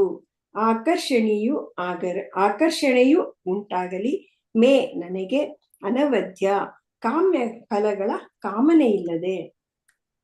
ಅನುವಾದ ಮತ್ತು ಭಾವಾರ್ಥ ಶ್ರೀಲ ಪ್ರಭುಪಾದರಿಂದ ಪ್ರಭುಪಾದರಿಗೆ ಜಯವಾಗಲಿ. ಶ್ರೀಕೃಷ್ಣ ಅರ್ಜುನನ ಪ್ರಾಣ ಸ್ನೇಹಿತ. ಅವನು ತಮಾಲ ವೃಕ್ಷದ ನೀಲ ಛಾಯೆಯನ್ನು ಹೋಲುವ ದಿವ್ಯ ಶರೀರದಲ್ಲಿ ಈ ಭೂಮಿಯ ಮೇಲೆ ಅವತರಿಸಿದ್ದಾನೆ. ಅವನ ದೇಹವು ಊರ್ಧ್ವ, ಮಧ್ಯ ಮತ್ತು ಅಧಮ ಎಂಬ ತ್ರಿಭುವನಗಳಲ್ಲಿ ಪ್ರತಿಯೊಬ್ಬರನ್ನು ಆಕರ್ಷಿಸುತ್ತದೆ. ಅವನ ಥಳಥಳಿಸುವ ಪೀತಾಂಬರ, ಶ್ರೀ ಚಂದನ ಲೇಪಿತವಾದ ಮುಖ ಕಮಲ ನನ್ನ ಆಕರ್ಷಣೆಯ ವಸ್ತುವಾಗಲಿ. ನಾನು ಯಾವ ಕಾಮ್ಯ ಫಲಗಳನ್ನು ಬಯಸದಂತಾಗಲಿ. ಭಾವಾರ್ಥ: ಶ್ರೀಕೃಷ್ಣ ತನ್ನ ಅಂತರಂಗದ ಇಚ್ಛೆಯಿಂದ ಈ ಭೂಮಿಯ ಮೇಲೆ ಅವತರಿಸಿದಾಗ ಅವನು ತನ್ನ ಅಂತರಂಗ ಶಕ್ತಿಯಿಂದ ಹಾಗೆ ಮಾಡುತ್ತಾನೆ. ಅವನ ದಿವ್ಯ ಶರೀರದ ಆಕರ್ಷಕ ಲಕ್ಷಣಗಳು ಊರ್ಧ್ವಲೋಕ, ಮಧ್ಯಲೋಕ, ಅಧೋಲೋಕಗಳೆಂಬ 3 ಲೋಕಗಳಲ್ಲೂ ಅಪೇಕ್ಷಿತ. ಬ್ರಹ್ಮಾಂಡದ ಬೇರೆಲ್ಲೂ ಭಗವಾನ್ ಕೃಷ್ಣನಿಗಿರುವಂತಹ ಸುಂದರ ದೈಹಿಕ ಲಕ್ಷಣಗಳು ಕಾಣುವುದಿಲ್ಲ. ಆದುದರಿಂದ ಅವನ ದಿವ್ಯ ಶರೀರಕ್ಕೂ ಲೌಕಿಕ ಸೃಷ್ಟಿಗೂ ಏನೂ ಸಂಬಂಧವಿಲ್ಲ. ಇಲ್ಲಿ ಅರ್ಜುನನನ್ನು ವಿಜಯಿ ಎಂದು, ಕೃಷ್ಣನನ್ನು ಅವನ ಪ್ರಾಣ ಸ್ನೇಹಿತ ಎಂದು ವರ್ಣಿಸಲಾಗಿದೆ. ಅರ್ಜುನನ ರಥದ ಸಾರಥಿಯಾಗಿ ಕೃಷ್ಣ ಧರಿಸಿದ್ದ ವಿಶಿಷ್ಟ ಉಡುಪನ್ನು ಭೀಷ್ಮರು ಈಗ ಕುರುಕ್ಷೇತ್ರ ಯುದ್ಧಾನಂತರ ಶರಶಯ್ಯೆಯ ಮೇಲೆ ಮಲಗಿ ಜ್ಞಾಪಿಸಿಕೊಳ್ಳುತ್ತಿದ್ದಾರೆ. ಅರ್ಜುನ ಮತ್ತು ಭೀಷ್ಮರ ನಡುವೆ ಯುದ್ಧ ನಡೆಯುತ್ತಿದ್ದಾಗ ಕೃಷ್ಣನ ಥಳಥಳಿಸುವ ಉಡುಪು ಭೀಷ್ಮರನ್ನು ಆಕರ್ಷಿಸಿತ್ತು. ಆಗ ತನ್ನ ಶತ್ರು ಎನಿಸಿಕೊಂಡ ಅರ್ಜುನ ಭಗವಂತನನ್ನೇ ಸ್ನೇಹಿತನನ್ನಾಗಿ ಹೊಂದಿರುವುದನ್ನು ಕಂಡು ಅವರು ಪರೋಕ್ಷವಾಗಿ ಮೆಚ್ಚಿಕೊಂಡಿದ್ದರು. ಭಗವಂತನೇ ಸ್ನೇಹಿತನಾದುದರಿಂದ ಅರ್ಜುನ ಸದಾ ವಿಜಯಿಯೇ ಆಗಿದ್ದ. ಭೀಷ್ಮರು ಭಗವಂತನನ್ನು ವಿಜಯ ಸಖ, ಅರ್ಜುನನ ಮಿತ್ರ ಎಂದು ಸಂಬೋಧಿಸುತ್ತಾರೆ. ಏಕೆಂದರೆ ವಿವಿಧ ಲೋಕೋತ್ತರ ರಸಗಳಲ್ಲಿ ತನ್ನೊಡನೆ ಸಂಬಂಧ ಹೊಂದಿರುವ ಭಕ್ತರೊಡನೆ ಸೇರಿಸಿ ಸಂಬೋಧಿಸಿದಾಗ ಭಗವಂತನಿಗೆ ಸಂತೋಷವಾಗುತ್ತದೆ. ಅರ್ಜುನನ ಸಾರಥಿಯಾಗಿದ್ದಾಗ ಭಗವಾನ್ ಕೃಷ್ಣನ ವಸ್ತುಗಳ ಮೇಲೆ ಬಿದ್ದ ಸೂರ್ಯ ಕಿರಣಗಳು ಥಳಥಳಿಸಿ ಅದರ ಪ್ರತಿಫಲನದಿಂದುಂಟಾದ ಸುಂದರ ಪ್ರಭೆಯನ್ನು ಭೀಷ್ಮರು ಎಂದೂ ಮರೆತಿರಲಿಲ್ಲ. ಮಹಾರಥಿಯಾದ ಅವರು ವೀರರಸದಲ್ಲಿ ಕೃಷ್ಣ ಸಂಬಂಧವನ್ನು ಆಸ್ವಾದಿಸುತ್ತಿದ್ದರು. ನಾನಾ ರಸಗಳಲ್ಲಿ ಯಾವುದಾದರೊಂದರಲ್ಲಿ ಭಗವಂತನ ದಿವ್ಯ ಸಂಬಂಧವನ್ನು ಆಯಾ ಭಕ್ತರು ಆನಂದೋತ್ಕರ್ಷದಲ್ಲಿ ಆಸ್ವಾದಿಸಬಲ್ಲರು. ಭಗವಂತನೊಡನೆ ದಿವ್ಯ ಸಂಬಂಧವಿದೆ ಎಂದು ಪ್ರದರ್ಶನ ಮಾಡ ಬಯಸುವ ಮಂದಮತಿಗಳು ಬ್ರಜಧಾಮದ ಗೋಪಿಕೆಯರನ್ನು ಅನುಸರಿಸಿ ಕೃತಕವಾದ ಮಾಧುರ್ಯ ರಸಕ್ಕೆ ಎಳೆಸುತ್ತಾರೆ. ಭಗವಂತನೊಡನೆ ಅಂತಹ ಕ್ಷುದ್ರ ಸಂಬಂಧವು ಪ್ರಾಪಂಚಿಕ ಕೀಳು ಮನೋಧರ್ಮದವನ್ನು ಮಾತ್ರ ಸೂಚಿಸುತ್ತದೆ. ಏಕೆಂದರೆ ಭಗವಂತನೊಡನೆ ಪ್ರೇಮರಸವನ್ನು ಅನುಭವಿಸಿದವನು ಲೌಕಿಕ ದಾಂಪತ್ಯ ರಸಕ್ಕೆ ಬದ್ಧನಾಗಲಾರ. ಅದನ್ನು ಪ್ರಾಪಂಚಿಕ ನೀತಿಜ್ಞರು ಕೂಡ ಖಂಡಿಸಿದ್ದಾರೆ. ಭಗವಂತನೊಂದಿಗೆ ವಿಶಿಷ್ಟ ಆತ್ಮನ ಶಾಶ್ವತ ಸಂಬಂಧವು ಕ್ರಮೇಣ ರೂಪುಗೊಳ್ಳುವಂತಹದ್ದು. ದೇವೋತ್ತಮನೊಡನೆ ಜೀವಿಯು ನಿಜವಾದ ಸಂಬಂಧವು 5 ಪ್ರಧಾನ ರಸಗಳಲ್ಲಿ ಯಾವುದೇ ಒಂದು ರೂಪ ತಳೆಯಬಹುದು. ನಿಜ ಭಕ್ತನ ದಿವ್ಯ ಸ್ತರದಲ್ಲಿ ಅದು ಯಾವುದೇ ವ್ಯತ್ಯಾಸವನ್ನು ಮಾಡುವುದಿಲ್ಲ. ಈ ಮಾತಿಗೆ ಭೀಷ್ಮರು ಒಂದು ಅತ್ಯುತ್ತಮ ಉದಾಹರಣೆ. ಈ ಮಹಾರಥಿ ಭಗವಂತನೊಡನೆ ಲೋಕೋತ್ತರವಾಗಿ ಹೇಗೆ ಸಂಬಂಧವನ್ನು ಸ್ಥಾಪಿಸಿದ್ದಾರೆ ಎಂಬುದನ್ನು ಸಾವಕಾಶವಾಗಿ ಗಮನಿಸಬೇಕು. ಶ್ಲೋಕ 34. ಯುಧಿತುರಗರಜೋ ವಿಧೂಮ್ರ ವಿಶ್ವ ಕಚುಲುಲಿತ ಶ್ರಮವಾಯಲಂಕೃತಾಸ್ಯೇ ಮಮ ನಿಶಿತ ಶರೈರ್ವಿಧಿವಿದ್ಯಮಾನ ತ್ವಚಿ ವಿಲಸತ್ ಕವಚೇಸ್ತು ಕೃಷ್ಣ ಆತ್ಮ. ಯುದ್ಧದಲ್ಲಿ ತುರಗ ಕುದುರೆಗಳ ರಜ ಧೂಳಿನಿಂದ, ವಿಧೂಮ್ರ ಬೂದು ಬಣ್ಣಕ್ಕೆ ತಿರುಗಿದ, ವಿಶ್ವಕ್ ಅಲೆಯಾದ, ಕಚ ಕೂದಲು, ಲುಲಿತ ಹರಡಿದ, ಶ್ರಮವಾರಿ ಬೆವರ ಹನಿಯಿಂದ ಅಲಂಕೃತ ಅಲಂಕಾರಗೊಂಡ, ಆಸ್ಯೆ ಮುಖವುಳ್ಳ, ಮಮ ನನ್ನ, ನಿಶಿತ ಹರಿತವಾದ, ಶರೈಹಿ ಬಾಣಗಳಿಂದ, ವಿಭಿದ್ಯಮಾನ ಒಡೆದ, ತ್ವಚಿ ಚರ್ಮವುಳ್ಳ, ವಿಲಸತ್ ಪ್ರಕಾಶಿಸುವ, ಕವಚೆ ರಕ್ಷಾ ಕವಚವುಳ್ಳ, ಅಸ್ತು ಇರಲಿ, ಕೃಷ್ಣೆ ಶ್ರೀಕೃಷ್ಣನಲ್ಲಿ, ಆತ್ಮ ಮನಸ್ಸು. ಅನುವಾದ ಮತ್ತು ಭಾವಾರ್ಥ ಶ್ರೀಲ ಪ್ರಭುಪಾದರಿಂದ. ಪ್ರಭುಪಾದರಿಗೆ ಜಯವಾಗಲಿ. ಶ್ರೀಕೃಷ್ಣ ಸ್ನೇಹಕ್ಕಾಗಿ ಅರ್ಜುನನ ಸೇವೆ ಮಾಡಿದಂತಹ ರಣರಂಗದಲ್ಲಿ ಶ್ರೀಕೃಷ್ಣನ ಹಾರಾಡುವ ತಲೆಗೂದಲು ಕುದುರೆಗಳ ಖರಪುಟದಿಂದೆದ್ದ ಧೂಳಿನಿಂದಾಗಿ ಬೂದು ಬಣ್ಣಕ್ಕೆ ತಿರುಗಿತ್ತು. ಶ್ರಮದಿಂದಾಗಿ ಸ್ವೇದ ಬಿಂದುಗಳು ಅವನ ಮುಖವನ್ನು ತೋಯಿಸಿದ್ದವು. ನನ್ನ ಮೊನಚಾದ ಬಾಣಗಳಿಂದಾದ ಗಾಯಗಳಿಂದ ಈ ಎಲ್ಲ ಅಲಂಕಾರಗಳು ಎದ್ದು ಕಾಣುತ್ತಿದ್ದವು. ಅದನ್ನೆಲ್ಲ ಅವನು ಸಂತೋಷದಿಂದ ಅನುಭವಿಸುತ್ತಿದ್ದ. ನನ್ನ ಮನಸ್ಸು ಇಂತಹ ಕೃಷ್ಣನೆಡೆಗೆ ಸಾಗಲಿ. ಭಾವಾರ್ಥ: ಭಗವಂತನು ಜ್ಞಾನ, ಆನಂದ, ನಿತ್ಯತೆಗಳ ಪರಮ ಸ್ವರೂಪ. ಆದುದರಿಂದ 5 ಪ್ರಧಾನ ಸಂಬಂಧಗಳಾದ ಶಾಂತ, ದಾಸ್ಯ, ಸಖ್ಯ, ವಾತ್ಸಲ್ಯ ಮತ್ತು ಮಾಧುರ್ಯಗಳಲ್ಲಿ ಯಾವುದಾದರೊಂದರ ಮೂಲಕ ಲೋಕೋತ್ತರ ಪ್ರೇಮ ಸೇವೆಯನ್ನು ನಿಜವಾದ ಪ್ರೇಮ ಮತ್ತು ವಾತ್ಸಲ್ಯಗಳಿಂದ ಮಾಡಿದರೆ ಭಗವಂತನು ಕೃಪೆಯಿಂದ ಸ್ವೀಕರಿಸುತ್ತಾನೆ. ಭೀಷ್ಮರು ದಾಸ್ಯ ಸಂಬಂಧದಲ್ಲಿ ಭಗವಂತನ ಮಹಾನ್ ಭಕ್ತರು. ಆದುದರಿಂದ ಭಗವಂತನ ದಿವ್ಯ ಶರೀರದ ಮೇಲೆ ಅವರು ಮೊನಚಾದ ಅಂಬುಗಳನ್ನು ಎಸೆದದ್ದು ಬೇರೆ ಭಕ್ತರು ಭಗವಂತನ ಮೇಲೆ ಮೃದು ಗುಲಾಬಿಗಳನ್ನು ಪೂಜಿಸಲು ಚೆಲ್ಲಿದ ಹಾಗಿತ್ತು. ಭಗವಂತನ ವಿರುದ್ಧ ತಾವು ಎಸಗಿದ ಕೃತ್ಯಗಳಿಗೆ ಭೀಷ್ಮರು ಪಶ್ಚಾತ್ತಾಪ ಪಡುತ್ತಿರುವಂತೆ ತೋರುತ್ತದೆ. ಆದರೆ ವಾಸ್ತವವಾಗಿ ಭಗವಂತನ ದಿವ್ಯ ಅಸ್ತಿತ್ವದಿಂದಾಗಿ ಅವನ ದೇಹಕ್ಕೆ ಏನೂ ನೋವಾಗಲಿಲ್ಲ. ಅವನ ದೇಹ ಜಡವಸ್ತುವಲ್ಲ. ಸ್ವಯಂ ಅವನು ಮತ್ತು ಅವನ ದೇಹ ಸಂಪೂರ್ಣವಾಗಿ ಆಧ್ಯಾತ್ಮಿಕ ಸ್ವರೂಪದವು. ಚೇತನವನ್ನು ತಿವಿಯಲಾಗದು, ಸುಡಲಾಗದು, ಒಣಗಿಸಲಾಗದು, ನೆನೆಯಿಸಲಾಗದು ಇತ್ಯಾದಿ. ಇದನ್ನು ಭಗವದ್ಗೀತೆಯಲ್ಲಿ ಸ್ಪಷ್ಟವಾಗಿ ವಿವರಿಸಿದೆ. ಸ್ಕಾಂದ ಪುರಾಣದಲ್ಲೂ ಇದನ್ನು ಹೇಳಿದೆ. ಚೇತನ ಸದಾ ನಿಷ್ಕಲ್ಮಶ ಹಾಗೂ ಅವಿನಾಶಿ ಎಂದು ಅದರಲ್ಲಿ ಹೇಳಿದೆ. ಚೇತನವನ್ನು ಸಂಕಟಕ್ಕೆ ಗುರಿಪಡಿಸಲಾಗುವುದಿಲ್ಲ, ಬತ್ತಿಸಲಾಗುವುದಿಲ್ಲ. ಭಗವಾನ್ ವಿಷ್ಣು ಅವತಾರವೆತ್ತಿ ನಮ್ಮೆದುರಿಗೆ ಕಾಣಿಸಿಕೊಂಡಾಗ ಲೌಕಿಕ ಬಂಧನದಲ್ಲಿ ಸಿಲುಕಿರುವ ಬದ್ಧಾತ್ಮನಂತೆ ಕಾಣುತ್ತಾನೆ. ಇದು ಅಸುರರು ಅಥವಾ ನಾಸ್ತಿಕರನ್ನು ಮರುಳು ಮಾಡುವ ತಂತ್ರ. ಭಗವಂತ ಆವಿರ್ಭಾವವಾದ ಕಾಲದಿಂದಲೇ ಈ ಅಸುರನು ಅವನನ್ನು ಕೊಲ್ಲಲು ಕಟ್ಟೆಚ್ಚರದಿಂದ ಕಾದಿದ್ದಾರೆ. ಕಂಸ ಕೃಷ್ಣನನ್ನು ಕೊಲ್ಲಲು ಬಯಸಿದ, ರಾವಣ ರಾಮನನ್ನು ಕೊಲ್ಲಲು ಬಯಸಿದ. ಏಕೆಂದರೆ ಮೂರ್ಖರಾಗಿದ್ದ ಅವರಿಗೆ ಭಗವಂತನನ್ನು ಕೊಲ್ಲಲಾಗುವುದಿಲ್ಲ ಎಂದು ತಿಳಿದಿರಲಿಲ್ಲ. ಚೇತನವನ್ನು ಎಂದೂ ನಾಶಗೊಳಿಸಲಾಗುವುದಿಲ್ಲವಷ್ಟೇ. ಆದುದರಿಂದ ಭೀಷ್ಮರು ಭಗವಾನ್ ಕೃಷ್ಣನ ದೇಹವನ್ನು ಘಾಸಿಗೊಳಿಸಿದ್ದು ಭಕ್ತರಲ್ಲದ ನಾಸ್ತಿಕರಿಗೆ ದಿಗ್ಭ್ರಮೆ ಹಿಡಿಸುವ ಸಮಸ್ಯೆಯೇ ಸರಿ. ಆದರೆ ಭಕ್ತರಿಗೆ ಅಥವಾ ಮುಕ್ತಾತ್ಮರಿಗೆ ಇದು ದಿಗ್ಭ್ರಮೆಗಳಲ್ಲ. ಮೊನಚಾದ ಬಾಣಗಳಿಂದ ಘಾಸಿಗೊಳಿಸಿದ್ದರೂ ಅರ್ಜುನನನ್ನು ಒಂಟಿಯಾಗಿ ಬಿಟ್ಟು ಹೋಗದ ಭಗವಂತನ ಪರಮ ಕಾರುಣ್ಯವನ್ನು ಭೀಷ್ಮರು ಮೆಚ್ಚಿಕೊಂಡರು. ಯುದ್ಧದಲ್ಲಿ ಭಗವಂತನನ್ನು ಭೀಷ್ಮರು ಸರಿಯಾಗಿ ನಡೆಸಿಕೊಳ್ಳದಿದ್ದರೂ ಭೀಷ್ಮರ ಮರಣಶಯ್ಯೆಯ ಬಳಿಗೆ ಬರುವುದಕ್ಕೆ ಅವನು ಹಿಂದೆಗೆಯಲಿಲ್ಲ. ಈ ಪ್ರಸಂಗದಲ್ಲಿ ಭೀಷ್ಮರ ಪಶ್ಚಾತ್ತಾಪ ಮತ್ತು ಭಗವಂತನ ಕಾರುಣ್ಯ ಇವೆರಡು ಏಕಮೇವ ದ್ವಿತೀಯವಾಗಿದೆ. ಮಹಾ ಆಚಾರ್ಯರಾದ ಹಾಗೂ ಭಗವಂತನೊಡನೆ ಮಾಧುರ್ಯ ರಸದಲ್ಲಿ ಭಕ್ತರಾದ ಶ್ರೀ ವಿಶ್ವನಾಥ ಚಕ್ರವರ್ತಿ ಠಾಕೂರರು ಈ ವಿಷಯದಲ್ಲಿ ಬಹುಮುಖ್ಯವಾದ ಮಾತೊಂದನ್ನು ಹೇಳಿದ್ದಾರೆ. ಭೀಷ್ಮರ ಮೊನಚಾದ ಬಾಣಗಳಿಂದ ಭಗವಂತನ ದೇಹದಲ್ಲಾದ ಗಾಯಗಳು ತೀವ್ರ ಕಾಮಾಸಕ್ತಿಯಿಂದ ಪ್ರಿಯೆ ಭಗವಂತನ ದೇಹವನ್ನು ಕಚ್ಚಿದಾಗ ಆಗುವಷ್ಟೇ ಸಂತೋಷವನ್ನು ಭಗವಂತನಿಗೆ ಕೊಟ್ಟವು ಎಂದು ಅವರು ಹೇಳುತ್ತಾರೆ. ಪ್ರಿಯರು ಹೀಗೆ ಪರಸ್ಪರ ಗಾಯವಾಗುವಂತೆ ಕಚ್ಚಿದರೂ ಅದು ವೈರತ್ವದ ಲಕ್ಷಣವಲ್ಲ.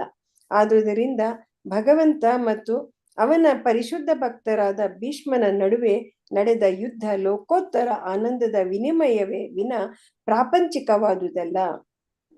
ಇದಲ್ಲದೆ ಭಗವಂತ ಮತ್ತು ಭಗವಂತನ ದೇಹ ಇವು ಬೇರೆ ಬೇರೆಯಲ್ಲ. ಆದುದರಿಂದ ಇಂತಹ ಪರಾತ್ಪರ ದೇಹದಲ್ಲಿ ಗಾಯಗಳನ್ನು ಮಾಡುವುದು ಶಕ್ಯವಲ್ಲ. ಮೊನಚಾದ ಬಾಣಗಳಿಂದುಂಟಾದ ತೋರಿಕೆಯ ಗಾಯಗಳು ಸಾಮಾನ್ಯ ಮನುಷ್ಯನಿಗೆ ತಪ್ಪು ಅರ್ಥ ಕೊಡುತ್ತವೆ. ಆದರೆ ಕಿಂಚಿತ್ ಪರಾತ್ಪರ ಜ್ಞಾನವಿರುವವನು ವೀರರಸದ ಸಂಬಂಧದ ನಡುವೆ ಆದ ಆಧ್ಯಾತ್ಮಿಕ ವಿನಿಮಯವಿದೆಂದು ಅರ್ಥ ಮಾಡಿಕೊಳ್ಳಬಹುದು. ಭೀಷ್ಮರ ಮೊನಚಾದ ಬಾಣಗಳಿಂದಾದ ಗಾಯಗಳಿಂದ ಭಗವಂತ ಪರಮಸುಖಿಯಾಗಿದ್ದ. ವಿಭಿದ್ಯಮಾನ ಎಂಬ ಶಬ್ದ ಇಲ್ಲಿ ಮಹತ್ವವಾದದ್ದು. ಏಕೆಂದರೆ ಭಗವಂತನ ತ್ವಚೆಯು ಭಗವಂತನಿಂದ ಬೇರೆಯಲ್ಲ. ನಮ್ಮ ವಿಷಯದಲ್ಲಿ ಹೇಳುವುದಾದರೆ ನಮ್ಮ ತ್ವಚೆ ನಮ್ಮ ಆತ್ಮಕ್ಕಿಂತ ವಿಭಿನ್ನವಾದದ್ದು. ಆದುದರಿಂದ ವಿಭಿದ್ಯಮಾನ ಅಥವಾ ಛೇದಿಸಿದ ಎಂಬ ಶಬ್ದ ನಮ್ಮ ಸಂದರ್ಭದಲ್ಲಿ ಹೆಚ್ಚು ಸೂಕ್ತವಾಗುತ್ತಿತ್ತು. ದಿವ್ಯಾನಂದ ವಿವಿಧ ಬಗೆಯದು. ಐಹಿಕ ಜಗತ್ತಿನ ವಿವಿಧ ಚಟುವಟಿಕೆಗಳು ದಿವ್ಯಾನಂದನ ತಲೆ ಕೆಳಕಾದ ಬಿಂಬಗಳಾಗಿವೆ. ಪ್ರಾಪಂಚಿಕರ ಜಗತ್ತಿನಲ್ಲಿ ಎಲ್ಲವೂ ಗುಣಾತ್ಮಕವಾಗಿ ಲೌಕಿಕವಾಗಿರುವುದರಿಂದ ಅದು ಸಂಪೂರ್ಣವಾಗಿ ದೋಷಪೂರ್ಣವಾಗಿರುತ್ತದೆ. ಆದರೆ ಪರಾತ್ಪರ ಲೋಕದಲ್ಲಿ ಪ್ರತಿಯೊಂದು ಪರಾತ್ಪರ ಸ್ವರೂಪವಾದ್ದರಿಂದ ಅಲ್ಲಿ ದೋಷವಿಲ್ಲದ ವೈವಿಧ್ಯಪೂರ್ಣವಾದ ಸುಖಭೋಗಗಳಿವೆ. ತನ್ನ ಪರಮ ಭಕ್ತ ಭೀಷ್ಮರಿಂದ ಆದ ಗಾಯಗಳಿಂದ ಭಗವಂತನಿಗೆ ಸಂತೋಷವೇ ಆಗಿತ್ತು. ಭೀಷ್ಮರು ವೀರರಸದ ಸಂಬಂಧದಲ್ಲಿ ಭಕ್ತರಾದುದರಿಂದ ಅವರು ಅಂತಹ ಗಾಯಗೊಂಡಿರುವ ಕೃಷ್ಣನಲ್ಲೇ ತನ್ನ ಮನಸ್ಸನ್ನು ಕೇಂದ್ರೀಕರಿಸಿದರು. ಶ್ಲೋಕ 35. ಸಪದಿಕ ಸಖಿವಚೋ ನಿಶಮ್ಯ ಮಧ್ಯೆ ನಿಜ ಪರಯೋರ್ಬಲಯೋರಥಂ ನಿವೇಶ್ಯ ಸ್ಥಿತವತಿ ಪರಸೈನಿಕಾಯುರಕ್ನ ಕೃತವತಿ ಪಾರ್ಥ ಸಖೇರತಿರ್ಮಮಾಸ್ತು. ಸಪದಿ ಯುದ್ಧ ಭೂಮಿಯಲ್ಲಿ ಸಖಿವಚಃ ಸ್ನೇಹಿತನ ಆಜ್ಞೆಯನ್ನು ನಿಶಮ್ಯ ಕೇಳಿದ ನಂತರ ಮಧ್ಯದಲ್ಲಿ ನಿಜ ತನ್ನ ಪರಯೋಹೋ ಮತ್ತು ವಿರುದ್ಧ ಪಕ್ಷದ ಬಲಯೋಹೋ ಬಲಗಳ ರಥವನ್ನು ನಿವೇಶ್ಯ ತಂದು ನಿಲ್ಲಿಸಿ ಸ್ಥಿತವತಿ ನಿಂತಿರುವ ಪರ ಸೈನಿಕ ಶತ್ರು ಸೈನಿಕರ ಆಯುರ್ದಾಯವನ್ನು ಅಕ್ಷ್ಣಾಹ ನೋಟದಿಂದ ಕೃತವತಿ ಕುಗ್ಗಿಸುತ್ತಿರುವ ಪಾರ್ಥ ಪೃಥೆಯ ಮಗನಾದ ಅರ್ಜುನನೇ ಸಖೆ ಸ್ನೇಹಿತನಲ್ಲಿ ರತಿಹಿ ಆತ್ಮೀಯ ಸಂಬಂಧವು ಮಮ ನನಗೆ ಅಸ್ತು ಆಗಲಿ. ಅನುವಾದ ಮತ್ತು ಭಾವಾರ್ಥ ಶ್ರೀಲ ಪ್ರಭುಪಾದರಿಗೆ ಜಯವಾಗಲಿ. ತನ್ನ ಮಿತ್ರನ ಆದೇಶಕ್ಕೆ ಮಣಿದು ಭಗವಾನ್ ಶ್ರೀ ಕೃಷ್ಣ ಅರ್ಜುನ ಮತ್ತು ದುರ್ಯೋಧನನ ಸೈನಿಕರ ಕುರುಕ್ಷೇತ್ರದ ರಣರಂಗಕ್ಕೆ ಪ್ರವೇಶಿಸಿದ. ಅಲ್ಲಿ ಶತ್ರು ಪಕ್ಷದವರ ಆಯುಷ್ಯವನ್ನು ತನ್ನ ಕರುಣಾಪೂರಿತ ದೃಷ್ಟಿಯಿಂದ ಕ್ಷೀಣಿಸಿದ. ಕೇವಲ ಶತ್ರುಗಳ ಕಡೆ ನೋಡುವಷ್ಟರಿಂದಲೇ ಇದನ್ನು ಮಾಡಿದ. ಅಂತಹ ಕೃಷ್ಣನ ಮೇಲೆ ನನ್ನ ಮನಸ್ಸು ನೆಲೆ ನಿಲ್ಲಲಿ. ಭಾವಾರ್ಥ. ಸೈನಿಕರ ಎರಡು ವ್ಯೂಹಗಳ ನಡುವೆ ರಥವನ್ನು ನಿಲ್ಲಿಸುವಂತೆ ಅರ್ಜುನನು ಅಚ್ಯುತನಾದ ಭಗವಾನ್ ಶ್ರೀ ಕೃಷ್ಣನಿಗೆ ಆದೇಶ ಮಾಡುತ್ತಾನೆ. ಗೀತಾ 1:21-25. ಯುದ್ಧದಲ್ಲಿ ತಾನು ಎದುರಿಸಬೇಕಾದ ಶತ್ರುಗಳನ್ನು ನೋಡಿ ಮುಗಿಸುವವರೆಗೂ ಅಲ್ಲಿಯೇ ನಿಲ್ಲಿಸಿರಬೇಕೆಂದು ಅವನು ಭಗವಂತನಿಗೆ ಹೇಳುತ್ತಾನೆ. ಅದಕ್ಕೆ ಭಗವಂತ ಆಜ್ಞಾನುವರ್ತಿಯಂತೆ ಹಾಗೆಯೇ ಮಾಡುತ್ತಾನೆ. ಅನಂತರ ಭಗವಂತ ಪ್ರತಿಪಕ್ಷದ ಎಲ್ಲಾ ಪ್ರಮುಖರನ್ನು ತೋರಿಸುತ್ತಾ ಇಲ್ಲಿ ಭೀಷ್ಮರಿದ್ದಾರೆ, ಇಲ್ಲಿ ದ್ರೋಣರಿದ್ದಾರೆ ಎಂದು ಹೇಳುತ್ತಾ ಹೋದ. ದೇವೋತ್ತಮನಾದ ಭಗವಂತ ಎಂದಿಗೂ ಇತರರ, ಅವರು ಯಾರೇ ಆಗಿರಲಿ, ಆಜ್ಞಾಧಾರಕನಾಗಲಿ ಅಥವಾ ಆಜ್ಞಾ ಪಾಲಕನಾಗಲಿ ಅಲ್ಲ. ಆದರೆ ತನ್ನ ಶುದ್ಧ ಭಕ್ತರ ಮೇಲಿನ ಅವ್ಯಾಜ ಕರುಣೆ ಮತ್ತು ವಾತ್ಸಲ್ಯದಿಂದಾಗಿ ಕೆಲವು ಸಲ ಆಜ್ಞಾಧಾರಕ ಸೇವಕನಂತೆ ಭಕ್ತನ ಆದೇಶವನ್ನು ಪಾಲಿಸುತ್ತಾನೆ. ಮಗುವಿನ ಅಪ್ಪಣೆಯನ್ನು ತಂದೆ ಪ್ರೀತಿಯಿಂದ ನಡೆಸಿಕೊಡುವಂತೆ ಭಕ್ತರ ಆದೇಶಗಳನ್ನು ಈಡೇರಿಸುವುದರಿಂದ ಭಗವಂತ ಸುಪ್ರೀತನಾಗುತ್ತಾನೆ. ಭಗವಂತ ಮತ್ತು ಭಕ್ತರ ನಡುವೆ ಲೋಕೋತ್ತರವಾದ ಪರಿಶುದ್ಧ ಪ್ರೀತಿ ಇದ್ದರೆ ಮಾತ್ರ ಇದು ಸಾಧ್ಯವಾದೀತು. ಈ ಸಂಗತಿ ಭೀಷ್ಮರಿಗೆ ಚೆನ್ನಾಗಿ ತಿಳಿದಿತ್ತು. ಆದುದರಿಂದ ಅವರು ಭಗವಂತನನ್ನು ಪಾರ್ಥ ಸಖ ಎಂದು ಸಂಬೋಧಿಸಿದರು. ಭಗವಂತ ಪ್ರತಿಪಕ್ಷದವರ ಆಯುಷ್ಯವನ್ನು ತನ್ನ ಕರುಣಾಪೂರಿತ ದೃಷ್ಟಿಯಿಂದ ಕ್ಷೀಣಗೊಳಿಸಿದ. ಕುರುಕ್ಷೇತ್ರ ಯುದ್ಧದ ಭೂಮಿಯಲ್ಲಿ ನೆರೆದವರೆಲ್ಲ ಮರಣ ಕಾಲದಲ್ಲಿ ಭಗವಂತನನ್ನು ಸಾಕ್ಷಾತ್ತಾಗಿ ನೋಡಿದುದರಿಂದ ಮೋಕ್ಷವನ್ನು ಪಡೆದರು ಎಂದು ಹೇಳುತ್ತಾರೆ. ಆದುದರಿಂದ ಅರ್ಜುನನ ಶತ್ರುಗಳ ಆಯುಷ್ಯವನ್ನು ಕಡಿಮೆ ಮಾಡುವುದರಿಂದ ಅವನು ಅರ್ಜುನನ ಪಕ್ಷಪಾತಿ ಎಂದು ಅರ್ಥವಲ್ಲ. ವಾಸ್ತವವಾಗಿ ಅವನು ಶತ್ರು ಪಕ್ಷದವರ ಬಗೆಗೆ ಕರುಣೆ ತೋರಿದನೆಂದೇ ಹೇಳಬೇಕು. ಏಕೆಂದರೆ ತಮ್ಮ ಸಾಮಾನ್ಯ ಜೀವನ ಕ್ರಮದಲ್ಲಿ ಮನೆಯಲ್ಲಿ ಸತ್ತಿದ್ದರೆ ಅವರಿಗೆ ಮೋಕ್ಷ ಪ್ರಾಪ್ತಿಯಾಗುತ್ತಿರಲಿಲ್ಲ. ಇಲ್ಲಿ ಅವರಿಗೆ ಮರಣ ಕಾಲದಲ್ಲಿ ಭಗವಂತನನ್ನು ನೋಡುವ ಅವಕಾಶ ದೊರಕಿತು. ಅದರಿಂದ ಅವರು ಲೌಕಿಕ ಜೀವನದಿಂದ ಮುಕ್ತರಾದರು. ಆದುದರಿಂದ ಭಗವಂತ ಸರ್ವಮಂಗಳಕಾರಿ. ಅವನು ಏನೇ ಮಾಡಲಿ ಅದು ಪ್ರತಿಯೊಬ್ಬರ ಕಲ್ಯಾಣಕ್ಕಾಗಿಯೇ. ಮೇಲು ನೋಟಕ್ಕೆ ಅದು ಅವನ ಪ್ರಾಣ ಸ್ನೇಹಿತ ಅರ್ಜುನನ ವಿಜಯದಂತೆ ಕಾಣುತ್ತದೆ. ಆದರೆ ವಾಸ್ತವವಾಗಿ ಅದು ಅರ್ಜುನನ ಶತ್ರುಗಳಿಗೆ ಶುಭವನ್ನುಂಟು ಮಾಡಿತು. ಭಗವಂತನ ಅಲೌಕಿಕ ಕಾರ್ಯಗಳು ಹೀಗಿರುತ್ತವೆ. ಯಾರು ಇದನ್ನು ಅರ್ಥ ಮಾಡಿಕೊಳ್ಳುತ್ತಾರೋ ಅವರು ಲೌಕಿಕ ದೇಹವನ್ನು ತ್ಯಜಿಸಿದ ಮೇಲೆ ಮೋಕ್ಷವನ್ನು ಪಡೆಯುತ್ತಾರೆ. ಅವರಿಗೆ ಯಾವುದೇ ಸಂದರ್ಭದಲ್ಲೂ ಭಗವಂತ ತಪ್ಪು ಮಾಡುವುದಿಲ್ಲ. ಏಕೆಂದರೆ ಅವನು ಸದಾಕಾಲ ಪರಾತ್ಪರನಾದವನು, ಸರ್ವ ಮಂಗಳಕಾರಿಯಾದವನು. ಶ್ಲೋಕ 36. ವ್ಯವಹಿತ ಪೃತನಾಮುಖಂ ನಿರೀಕ್ಷ್ಯ ಸ್ವಜನವದಾವಿಮುಖಸ್ಯ ದೋಷ ಬುದ್ಧ್ಯಾ ಕುಮತಿಮಹರದಾತ್ಮ ವಿದ್ಯಯಾಯ ಚರಣರತೆ ಪರಮಸ್ಯ ತಸ್ಯ ಮೇಸ್ತು. ವ್ಯವಹಿತ ದೂರದಲ್ಲಿ ನಿಂತಿರುವ ಪೃಥನ ಸೈನಿಕರ ಮುಖಗಳನ್ನು ನಿರೀಕ್ಷ್ಯ ನೋಡಿ, ಸ್ವಜನ ಬಂಧು ಬಾಂಧವರನ್ನು ವಧಾತ್ ಕೊಲ್ಲುವ ಕಾರ್ಯದಿಂದ, ವಿಮುಖಸ್ಯ ಹಿಂದಿರುಗಿದ, ದೋಷ ಬುದ್ಧಿಯ ಕಲುಷಿತ ಬುದ್ಧಿಯಿಂದ, ಕುಮತಿಂ ಅಲ್ಪ ಜ್ಞಾನವನ್ನು, ಅಹರತ್ ನಾಶ ಮಾಡಿದನೋ, ಆತ್ಮವಿದ್ಯಾಯ ದಿವ್ಯ ಜ್ಞಾನದಿಂದ, ಯಹ ಯಾವನು, ಚರಣ ಪಾದಗಳಲ್ಲಿ, ರತಿಹಿ ಆಕರ್ಷಣೆಯು, ಪರಮಸ್ಯ ಪರಮಪುರುಷನ, ತಸ್ಯ ಆ ಮೇ ನನಗೆ, ಅಸ್ತು ಉಂಟಾಗಲಿ. ಅನುವಾದ ಮತ್ತು ಭಾವಾರ್ಥ ಶ್ರೀಲ ಪ್ರಭುಪಾದರಿಂದ. ಪ್ರಭುಪಾದರಿಗೆ ಜಯವಾಗಲಿ. ಯುದ್ಧ ಭೂಮಿಯಲ್ಲಿ ತನ್ನೆದುರಿಗಿರುವ ಯೋಧರನ್ನು, ಸೇನಾಪತಿಗಳನ್ನು ಕಂಡು ಅರ್ಜುನ ಅಜ್ಞಾನದಿಂದ ಮಲಿನನಾದಂತೆ ತೋರಿದ. ಆಗ ಭಗವಂತ ದಿವ್ಯ ಜ್ಞಾನವನ್ನು ಬೋಧಿಸುವ ಮೂಲಕ ಅವನ ಅಜ್ಞಾನವನ್ನು ತೊಡೆದು ಹಾಕಿದ. ಅಂತಹ ಭಗವಂತನ ಪಾದ ಪದ್ಮಗಳು ಸದಾ ನನ್ನ ಆಕರ್ಷಣೆಯ ವಿಷಯವಾಗಿ ಉಳಿಯಲಿ. ಭಾವಾರ್ಥ: ಹಿಂದೆ ದೊರೆಗಳು ಮತ್ತು ಸೇನಾಪತಿಗಳು ಕಾದುವ ಸೇನೆಯ ಮುಂಚೂಣಿಯಲ್ಲಿ ನಿಂತಿರಬೇಕಾಗಿತ್ತು. ಆದರೆ ನಿಜವಾದ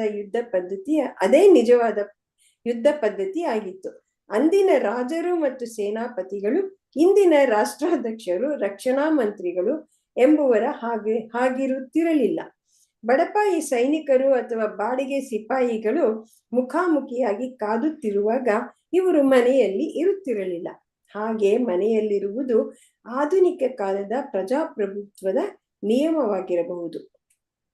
ಆದರೆ ರಾಜಾಧಿಕಾರ ಜಾರಿಯಲ್ಲಿದ್ದಾಗ ರಾಜರು ಅರ್ಹತೆಯನ್ನು ಪರಿಗಣಿಸದೆ ಆಯ್ಕೆಯಾದ ಹೇಡಿಗಳಾಗಿರುತ್ತಿರಲಿಲ್ಲ. ಕುರುಕ್ಷೇತ್ರ ರಣರಂಗದಿಂದ ವೇದ್ಯವಾಗುವ ಹಾಗೆ ಎರಡೂ ಪಕ್ಷದ ಭೀಷ್ಮ, ದ್ರೋಣ, ದುರ್ಯೋಧನ, ಅರ್ಜುನರೇ ಮೊದಲಾದ ಸೇನಾ ಮುಖ್ಯರು ಮನೆಯಲ್ಲಿ ಮಲಗಿ ನಿದ್ದೆ ಹೊಡೆಯುತ್ತಿರಲಿಲ್ಲ. ಅವರೆಲ್ಲ ಪ್ರತ್ಯಕ್ಷವಾಗಿ ಯುದ್ಧದಲ್ಲಿ ಭಾಗವಹಿಸಿದರು. ನಾಗರಿಕ ಜನವಸತಿಗಿಂತ ದೂರವಾದ ಪ್ರದೇಶದಲ್ಲಿ ಇಂತಹ ಯುದ್ಧ ನಡೆಯುತ್ತಿತ್ತು. ಅಂದರೆ ಎರಡು ರಾಜ್ಯ ಪಕ್ಷಗಳ ನಡುವೆ ನಡೆಯುವ ಯುದ್ಧದ ಎಲ್ಲಾ ಪರಿಣಾಮಗಳು ಮುಗ್ಧ ಪ್ರಜೆಗಳನ್ನು ತಟ್ಟುತ್ತಿರಲಿಲ್ಲ. ಅಂತಹ ಯುದ್ಧ ನಡೆಯುತ್ತಿರುವ ಕಾಲದಲ್ಲಿ ಮುಂದೇನಾಗುತ್ತದೆಂದು ಪ್ರಜೆಗಳು ನೋಡುವ ಅಗತ್ಯವಿರಲಿಲ್ಲ. ತಮ್ಮನ್ನು ಆಳುವವನಿಗೆ ಅವನು ಅರ್ಜುನನೇ ಆಗಿರಲಿ, ದುರ್ಯೋಧನನೇ ಆಗಿರಲಿ, ತಮ್ಮ ಆದಾಯದ 1/4 ಭಾಗವನ್ನು ಅವರು ಸಲ್ಲಿಸಬೇಕಾಗಿತ್ತು ಅಷ್ಟೇ. ಕುರುಕ್ಷೇತ್ರದ ರಣರಂಗದಲ್ಲಿ ಉಭಯ ಪಕ್ಷಗಳ ಸೇನಾಪತಿಗಳು ಮುಖಾಮುಖಿಯಾಗಿ ನಿಂತಿದ್ದರು. ಅರ್ಜುನ ಪರಮ ಅನುಕಂಪದಿಂದ ಅವರೆಡೆಗೆ ನೋಡಿದ. ಸಾಮ್ರಾಜ್ಯಕ್ಕಾಗಿ ತನ್ನ ಬಂಧುಗಳನ್ನು ಯುದ್ಧ ರಂಗದಲ್ಲಿ ಕೊಲ್ಲಬೇಕಾಯಿತಲ್ಲ ಎಂದು ಅವನು ಶೋಕಿಸಿದ. ದುರ್ಯೋಧನನ ರಚಿಸಿದ್ದ ಬೃಹತ್ ಸೇನಾ ವ್ಯೂಹವನ್ನು ಕಂಡು ಅವನಿಗೆ ಇನಿತೂ ಅಂಜಿಕೆಯಾಗಿರಲಿಲ್ಲ. ಆದರೆ ಭಗವಂತನ ಕರುಣಾಮಯಿ ಭಕ್ತನಾದುದರಿಂದ ಲೌಕಿಕ ವಸ್ತುಗಳನ್ನು ತ್ಯಾಗ ಮಾಡುವುದು ಅವನಿಗೆ ಸಹಜವಾಗಿತ್ತು. ಆದುದರಿಂದ ಪ್ರಾಪಂಚಿಕ ಸ್ವತ್ತುಗಳಿಗಾಗಿ ಯುದ್ಧ ಮಾಡಲಾರನೆಂದು ಅವನು ತೀರ್ಮಾನಿಸಿದ. ಆದರೆ ಇದು ಜ್ಞಾನದ ಕೊರತೆಯ ಪರಿಣಾಮವಷ್ಟೇ. ಆದುದರಿಂದ ಅವನ ಜ್ಞಾನ ಮಲಿನವಾಯಿತೆಂದು ಇಲ್ಲಿ ಹೇಳಿದೆ. ಅವನು ಭಗವಂತನ ಭಕ್ತನು ಮತ್ತು ನಿಕಟ ಅನುಯಾಯಿಯೂ ಆದುದರಿಂದ ಅವನ ತಿಳುವಳಿಕೆ ಯಾವುದೇ ಕಾಲದಲ್ಲಿ ಮಲಿನಗೊಳ್ಳುವುದು ಸಂಭವವಿಲ್ಲ. ಇದು ಭಗವದ್ಗೀತೆಯ 4ನೇ ಅಧ್ಯಾಯದಲ್ಲಿ ಸ್ಪಷ್ಟವಾಗಿದೆ.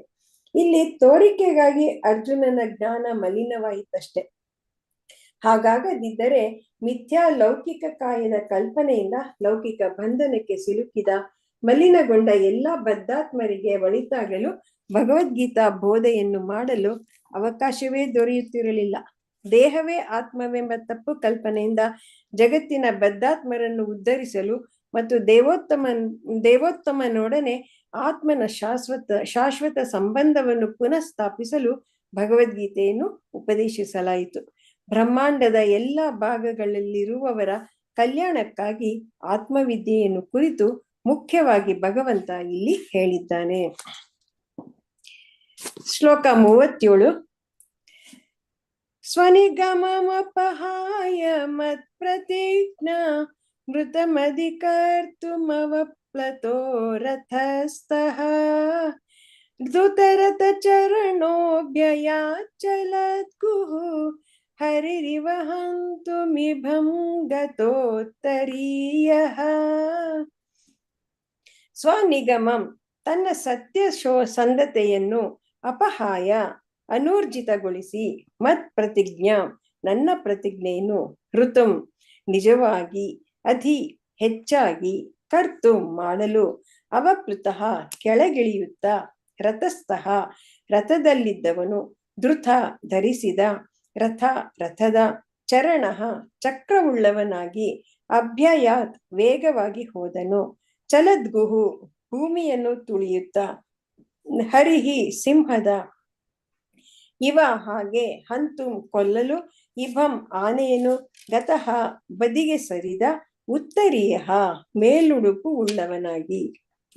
ಅನುವಾದ ಮತ್ತು ಭಾವಾರ್ಥ ಶ್ರೀಲ ಪ್ರಭುಪಾದರಿಗೆ ಜಯವಾಗಲಿ.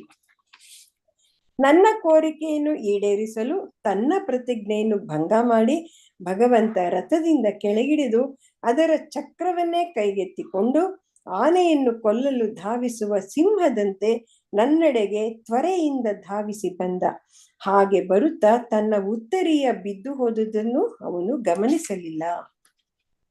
ಭಾವಾರ್ಥ: ಸೇನಾ ನಿಯಮಗಳಿಗೆ ಅನುಗುಣವಾಗಿ ಕುರುಕ್ಷೇತ್ರ ಯುದ್ಧ ನಡೆಯಿತು. ಜೊತೆಗೆ ಸ್ನೇಹಿತರಿಬ್ಬರ ಕದನದಂತೆ ಕ್ರೀಡಾಭಾವದಿಂದಲೂ ನಡೆಯಿತು.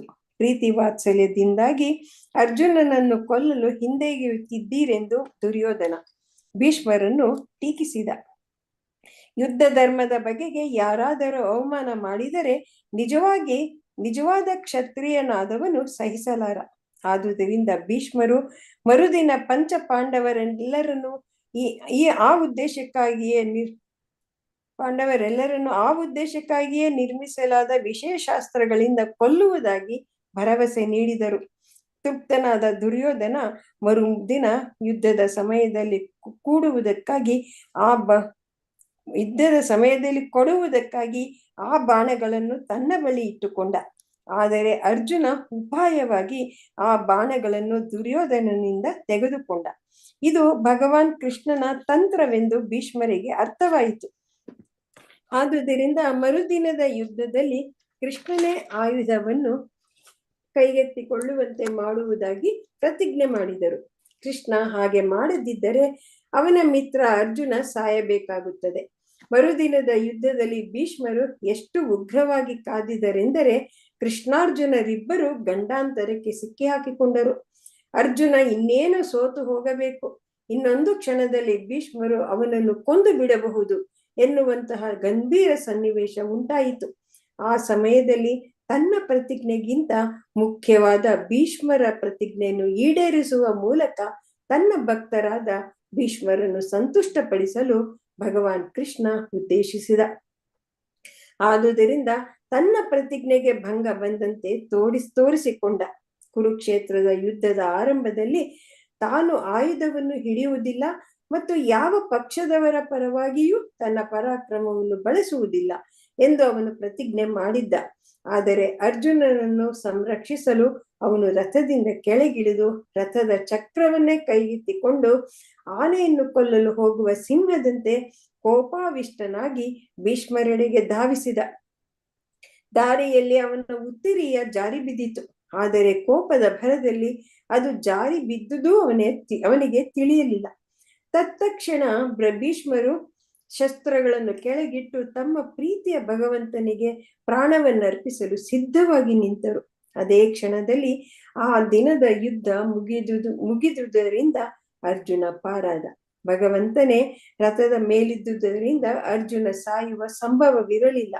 ಆದರೆ ಭೀಷ್ಮರು ಭಗವಾನ್ ಕೃಷ್ಣ ತನ್ನ ಮಿತ್ರರನ್ನು ಉಳಿಸಲು ಯಾವುದಾದರೊಂದು ಆಯುಧವನ್ನು ಹಿಡಿಯುವುದನ್ನು ನೋಡಬೇಕೆಂದು ಬಯಸುವುದರಿಂದ ಭಗವಂತ ಅರ್ಜುನನಿಗೆ ಮರಣ ಅನಿವಾರ್ಯ ಎಂಬಂತ ಸನ್ನಿವೇಶವನ್ನು ಸೃಷ್ಟಿಸಿದ. ತಾನು ಚಕ್ರವನ್ನು ಹಿಡಿದಿರುವುದರಿಂದ ಭೀಷ್ಮರ ಪ್ರತಿಜ್ಞೆ ಈಡೇರಿತು ಎಂಬುದನ್ನು ತೋರಿಸಲು ಭಗವಂತ ಅವನೆದುರಿಗೆ ನಿಂತ. ಶ್ಲೋಕ 38. ಶಿತವಿಶಿಖತ ಹತೋ ವಿಶೀರ್ಣದಂಶಃ ಕ್ಷತಜ ಪರಿಪ್ಲತ ಆತತಾಯಿನೋ ಮೇ ಪ್ರಸಭಮಭಿಸಸಾರ ಮಧ್ವದಾರ್ಥಂ ಸಭವತು ಮೇ ಭಗವಾನ್ ಗತಿರ್ಮುಕುಂದಃ. ಶಿತ ಹರಿತವಾದ, ವಿಶಿಖ ಬಾಣಗಳಿಂದ, ಹತಃ ಗಾಯಗೊಂಡ, ವಿಶೀರ್ಣ ದಂಶಃ ಹರಿದ ಕವಚವುಳ್ಳ, ಕ್ಷಿತಿಜ ಗಾಯಗಳಿಂದ, ಪರಿಪ್ಲುತಃ ರಕ್ತದಿಂದ ಮೆತ್ತಿದ, ಆತತಾಯಿನಃ ಮಹಾ ಆಕ್ರಮಣಕಾರಿಯಾದ, ಮೇ ನನ್ನನ್ನು, ಪ್ರಸಭಂ ಕ್ರೋಧ ಭಾವದಲ್ಲಿ, ಅಭಿಸಸಾರ ಧಾವಿಸತೊಡಗಿದನು, ಮತ್ವದ ಅರ್ಥಂ ನನ್ನನ್ನು ಕೊಲ್ಲುವ ಸಲುವಾಗಿ, ಸಹ ಅವನು, ಭವತು ಆಗಲಿ, ಮೇ ನನ್ನ, ಭಗವಾನ್ ದೇವೋತ್ತಮ ಪುರುಷನು, ಗತಿಹಿ ಗಮ್ಯಸ್ಥಾನವು, ಮುಕುಂದಃ ಮುಕ್ತಿಪ್ರದಾಯಕನು. ಅನುವಾದ ಮತ್ತು ಭಾವಾರ್ಥ ಶ್ರೀಲ ಪ್ರಭುಪಾದರಿಂದ ಪ್ರಭುಪಾದರಿಗೆ ಜಯವಾಗಲಿ. ಮೋಕ್ಷದಾಯಕನಾದ ದೇವೋತ್ತಮ ಪುರುಷ ಭಗವಾನ್ ಶ್ರೀಕೃಷ್ಣ ನನ್ನ ಅಂತಿಮ ಗಮ್ಯಸ್ಥಾನವಾಗಿರಲಿ. ರಣರಂಗದಲ್ಲಿ ನನ್ನ ಮೊನಚಾದ ಬಾಣಗಳಿಂದಾದ ಗಾಯಗಳಿಂದ ಕೋಪಗೊಂಡವನಂತೆ ಅವನು ನನ್ನೆಡೆಗೆ ನುಗ್ಗಿ ಬಂದ. ಅವನ ಕವಚ ಚೂರು ಚೂರಾಗಿತ್ತು, ಅವನ ದೇಹ ಗಾಯಗಳಿಂದ ರಕ್ತಸಿಕ್ತವಾಗಿತ್ತು. ಭಾವಾರ್ಥ: ರಣರಂಗದಲ್ಲಿ ಭಗವಾನ್ ಕೃಷ್ಣ ಮತ್ತು ಭೀಷ್ಮರ ನಡುವಿನ ವ್ಯವಹಾರಗಳು ಕುತೂಹಲಕರವಾಗಿವೆ. ಏಕೆಂದರೆ ಭಗವಾನ್ ಕೃಷ್ಣನ ಲೀಲೆಗಳು ಅರ್ಜುನನ ಪರವಾಗಿಯೂ ಭೀಷ್ಮರ ವಿರುದ್ಧವಾಗಿಯೂ ಇರುವಂತೆ ತೋರುತ್ತಿದ್ದವು. ಆದರೆ ವಾಸ್ತವವಾಗಿ ಭಗವಂತನ ಮಹಾಭಕ್ತರಾದ ಭೀಷ್ಮರಿಗೆ ವಿಶೇಷ ಅನುಗ್ರಹವನ್ನು ತೋರಿಸಲು ಈ ಎಲ್ಲವನ್ನು ವಿಶೇಷವಾಗಿ ನಿಯೋಜಿಸಲಾಗಿತ್ತು. ಭಕ್ತನೊಬ್ಬ ವೈರಿಯ ಪಾತ್ರವನ್ನು ವಹಿಸಿಯೂ ಭಗವಂತನನ್ನು ಒಲಿಸಿಕೊಳ್ಳಬಹುದು ಎಂಬುದು ಇಂತಹ ವ್ಯವಹಾರಗಳ ಬೆರಗು ಹುಟ್ಟಿಸುವ ಅಂಶವಾಗಿವೆ. ಭಗವಂತನು ಪರಾತ್ಪರನಾದುದರಿಂದ ತನ್ನ ಶುದ್ಧ ಭಕ್ತರಿಂದ ಶತ್ರು ರೂಪದಲ್ಲೂ ಸೇವೆಯನ್ನು ಸ್ವೀಕರಿಸುತ್ತಾನೆ. ಪರಮ ಪ್ರಭುವಿಗೆ ಯಾವ ಶತ್ರುಗಳು ಇರಲಾರರು. ಶತ್ರುಗಳೆನಿಸಿಕೊಂಡವರು ಕೂಡ ಅವನಿಗೆ ತೊಂದರೆ ಕೊಡಲಾರರು, ಏಕೆಂದರೆ ಅವನು ಅಜಿತ. ಆದರೂ ಕೂಡ ಶುದ್ಧ ಭಕ್ತನೊಬ್ಬ ಶತ್ರುವಿನಂತೆ ಅವನನ್ನು ಸೋಲಿಸಿದಾಗ ಅಥವಾ ಶ್ರೇಷ್ಠ ಸ್ಥಾನದಿಂದ ನಿಂದಿಸಿದಾಗ ಭಗವಂತನಿಗಿಂತ ಶ್ರೇಷ್ಠರು ಯಾರೂ ಇಲ್ಲದಿದ್ದರೂ ಕೂಡ ಅವನು ಸಂತೋಷ ಪಡುತ್ತಾನೆ. ಇವು ಭಕ್ತನೊಬ್ಬ ದೇವರೊಡನೆ ಇಟ್ಟುಕೊಂಡಿರುವ ಲೋಕೋತ್ತರ ವಿನಿಮಯ ವ್ಯವಹಾರಗಳಲ್ಲಿ ಕೆಲವು. ಪರಿಶುದ್ಧ ಭಕ್ತಿ ಸೇವೆಯ ಪರಿಚಯವಿಲ್ಲದವರು ಅಂತಹ ವ್ಯವಹಾರಗಳ ರಹಸ್ಯಗಳನ್ನು ಭೇದಿಸಲಾರರು. ಭೀಷ್ಮರು ವೀರಯೋಧನ ಪಾತ್ರವನ್ನು ವಹಿಸಿದರು. ಅವರು ಉದ್ದೇಶಪೂರ್ವಕವಾಗಿ ಭಗವಂತನ ದೇಹವನ್ನು ಇರಿದರು. ಅದರಿಂದ ಸಾಮಾನ್ಯರ ಕಣ್ಣಿಗೆ ಭಗವಂತ ಗಾಯಗೊಂಡಂತೆ ಕಂಡಿತು. ಆದರೆ ವಾಸ್ತವವಾಗಿ ಇದೆಲ್ಲವೂ ಭಕ್ತರಲ್ಲದವರಿಗೆ ದಿಗ್ಭ್ರಮೆಯುಂಟು ಮಾಡಲು ಎಸಗಿತು. ಸರ್ವ ಆಧ್ಯಾತ್ಮಿಕ ದೇಹವು ಗಾಯಗೊಳ್ಳಲಾರದು. ಭಕ್ತರೊಬ್ಬ ಭಗವಂತನ ಶತ್ರುವಾಗಲಾರ. ಹಾಗಿದ್ದರೆ ಭೀಷ್ಮರು ಅದೇ ಭಗವಂತ ತಮ್ಮ ಅಂತಿಮ ಗಂತವ್ಯವಾಗಲಿ ಎಂದು ಆಶಿಸುತ್ತಿರಲಿಲ್ಲ. ಭೀಷ್ಮರು ಭಗವಂತನ ಶತ್ರುವಾಗಿದ್ದರೆ ಭಗವಾನ್ ಕೃಷ್ಣ ಸ್ವಲ್ಪವೂ ಕದಲದೆ ಅವರನ್ನು ನಿರ್ನಾಮ ಮಾಡಬಹುದಾಗಿತ್ತು. ಗಾಯಗಳಿಂದ ರಕ್ತಸಿಕ್ತನಾಗಿ ಭೀಷ್ಮರ ಮುಂದೆ ಬರುವ ಅಗತ್ಯವೇ ಇರಲಿಲ್ಲ. ಆದರೆ ಆ ವೀರ ಭಕ್ತ ತನ್ನಂತ ಶುದ್ಧ ಭಕ್ತನಿಂದುಂಟಾದ ಗಾಯಗಳಿಂದ ಅಲಂಕೃತವಾದ ಭಗವಂತನ ದಿವ್ಯ ಸೌಂದರ್ಯವನ್ನು ನೋಡಲು ಬಯಸಿದುದರಿಂದ ಹಾಗೆ ಮಾಡಬೇಕಾಯಿತು. ಇದು ದಿವ್ಯ ರಸ ವಿನಿಮಯವಾಗುವ ವಿಧಾನ, ಅಥವಾ ಭಗವಾನ್ ಮತ್ತು ಭಕ್ತರ ನಡುವಿನ ಸಂಬಂಧದ ವಿನಿಮಯ ವಿಧಾನ. ಇಂತಹ ವ್ಯವಹಾರಗಳಿಂದ ಭಗವಂತ ಮತ್ತು ಭಕ್ತರಿಬ್ಬರು ತಮ್ಮ ತಮ್ಮ ಸ್ಥಾನಗಳಲ್ಲಿ ಕೀರ್ತಿವಂತರಾಗುತ್ತಾರೆ. ಭಗವಂತನಿಗೆ ಎಷ್ಟು ಕೋಪ ಬಂದಿತ್ತೆಂದರೆ ಅವನು ಭೀಷ್ಮರೆಡೆಗೆ ಧಾವಿಸುವಾಗ ಅರ್ಜುನ ಅವನನ್ನು ತಡೆಯುತ್ತಾನೆ. ಆದರೆ ಅರ್ಜುನ ತಡೆದರೂ ಕೂಡ ಅಡೆತಡೆಗಳನ್ನು ಲೆಕ್ಕಿಸದೆ ಪ್ರೇಮಿ ತನ್ನ ಪ್ರೇಯಸಿಯ ಬಳಿಗೆ ಹೋಗುವಂತೆ ಅವನು ಭೀಷ್ಮರೆಡೆಗೆ ಧಾವಿಸಿದ. ಮೇಲುನೋಟಕ್ಕೆ ಭೀಷ್ಮರನ್ನು ಕೊಲ್ಲುವುದು ಅವನ ನಿರ್ಧಾರವಾಗಿತ್ತು. ಆದರೆ ವಾಸ್ತವವಾಗಿ ಭಗವಂತನ ಶ್ರೇಷ್ಠ ಭಕ್ತರಾದ ಅವರನ್ನು ಸಂತುಷ್ಟಗೊಳಿಸುವುದಾಗಿತ್ತು. ಎಲ್ಲ ಬದ್ಧಾತ್ಮರಿಗೂ ಭಗವಂತನೇ ಮುಕ್ತಿದಾತ ಎಂಬುದರಲ್ಲಿ ಅನುಮಾನವಿಲ್ಲ. ಅದ್ವೈತವಾದಿಗಳು ಅವನಿಂದ ಮುಕ್ತಿಯನ್ನು ಬಯಸುತ್ತಾರೆ. ಅವರವರ ಇಚ್ಛೆಯಾನುಸಾರವಾಗಿ ಭಗವಂತ ಸದಾ ಫಲ ನೀಡುತ್ತಾನೆ. ಆದರೆ ಇಲ್ಲಿ ಭೀಷ್ಮರು ಭಗವಂತನನ್ನು ಅವನ ವ್ಯಕ್ತಿ ರೂಪದಲ್ಲಿ ನೋಡ ಬಯಸುತ್ತಾರೆ. ಎಲ್ಲಾ ಶುದ್ಧ ಭಕ್ತರು ಇದಕ್ಕಾಗಿಯೇ ಹಂಬಲಿಸುತ್ತಾರೆ. ಶ್ಲೋಕ 39. ವಿಜಯರಥ ಕುಟುಂಬ ಆತ್ತತೋತ್ರೆ ಧೃತಹಯ ರಶ್ಮಿನಿತ ಶ್ರಿಯೇ ಕ್ಷಣೀಯೇ ಭಗವತಿ ರತಿರಸ್ತು ಮೇ ಮುಮೂರ್ಷೋ ಯಮಿಹ ನಿರೀಕ್ಷ್ಯ ಹತಾಗತ ಸ್ವರೂಪಂ.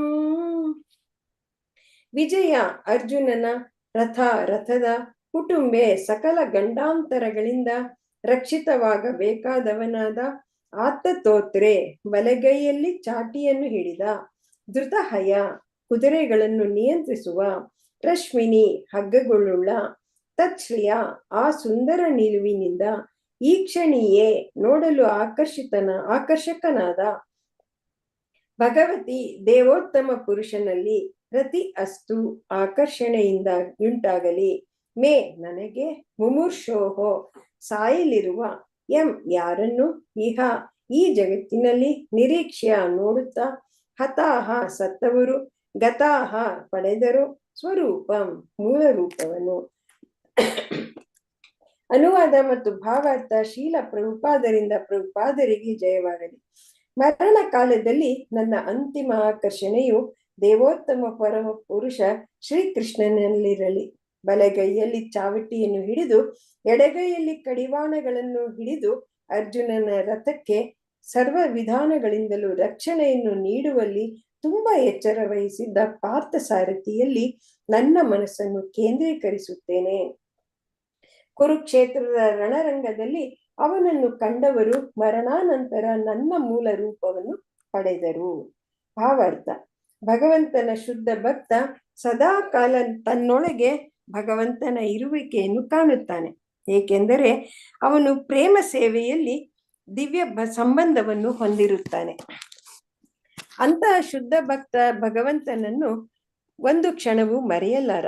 ಇದಕ್ಕೆ ಸಮಾಧಿ ಎನ್ನುತ್ತಾರೆ. ಯೋಗಿಯು ಬೇರೆಲ್ಲ ವಿಷಯಗಳಿಂದ ಇಂದ್ರಿಯಗಳನ್ನು ನಿಗ್ರಹಿಸಿ ಪರಮಾತ್ಮನಲ್ಲಿ ಕೇಂದ್ರೀಕರಿಸಲು ಪ್ರಯತ್ನಿಸುತ್ತಾನೆ.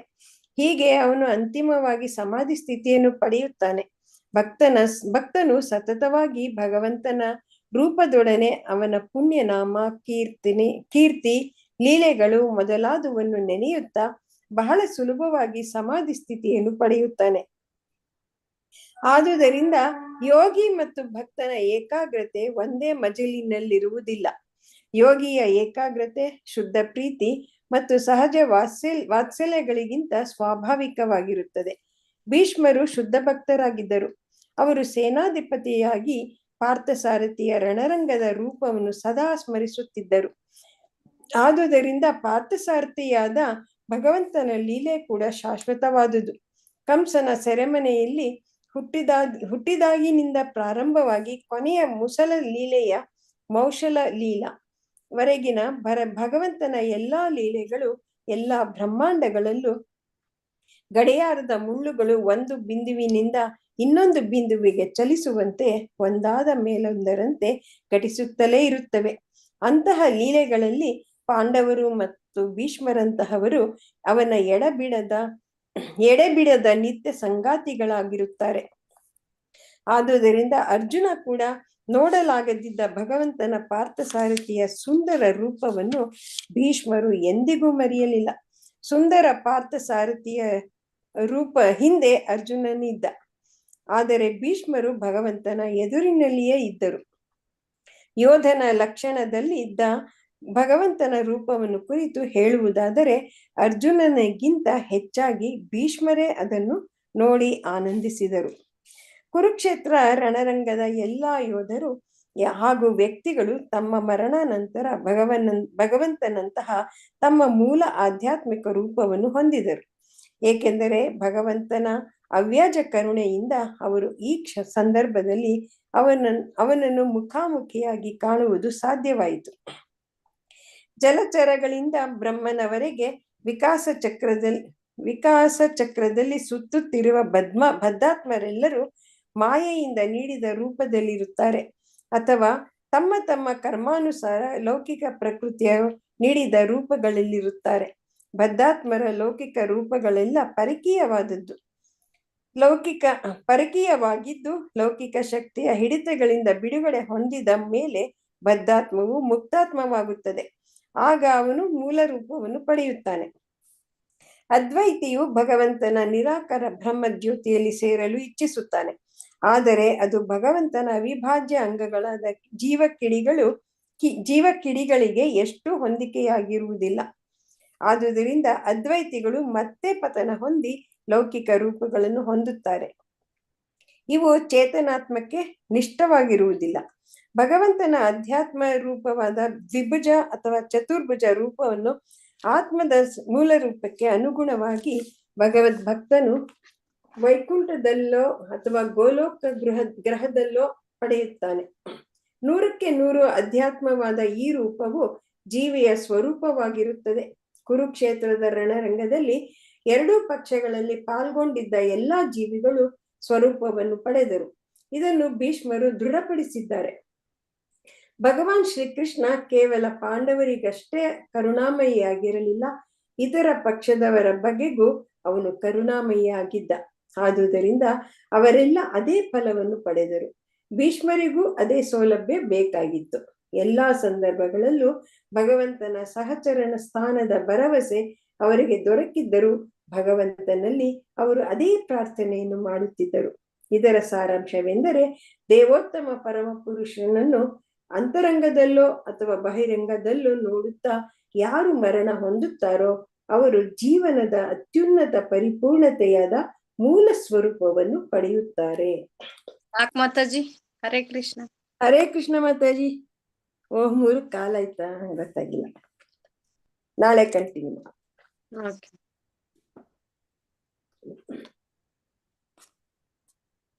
ಧನ್ಯವಾದ ಮಾತಾಜಿ. ಹರೇ ಕೃಷ್ಣ. ವಾಂಚಾಕಲ್ಪತರುಭ್ಯಶ್ಚ ಕೃಪಾ ಸಿಂಧುಭ್ಯ ಏವ ಚ ಪತಿತಾನಾಂ ಪಾವನೇಭ್ಯೋ ವೈಷ್ಣವೇಭ್ಯೋ ನಮೋ ನಮಃ.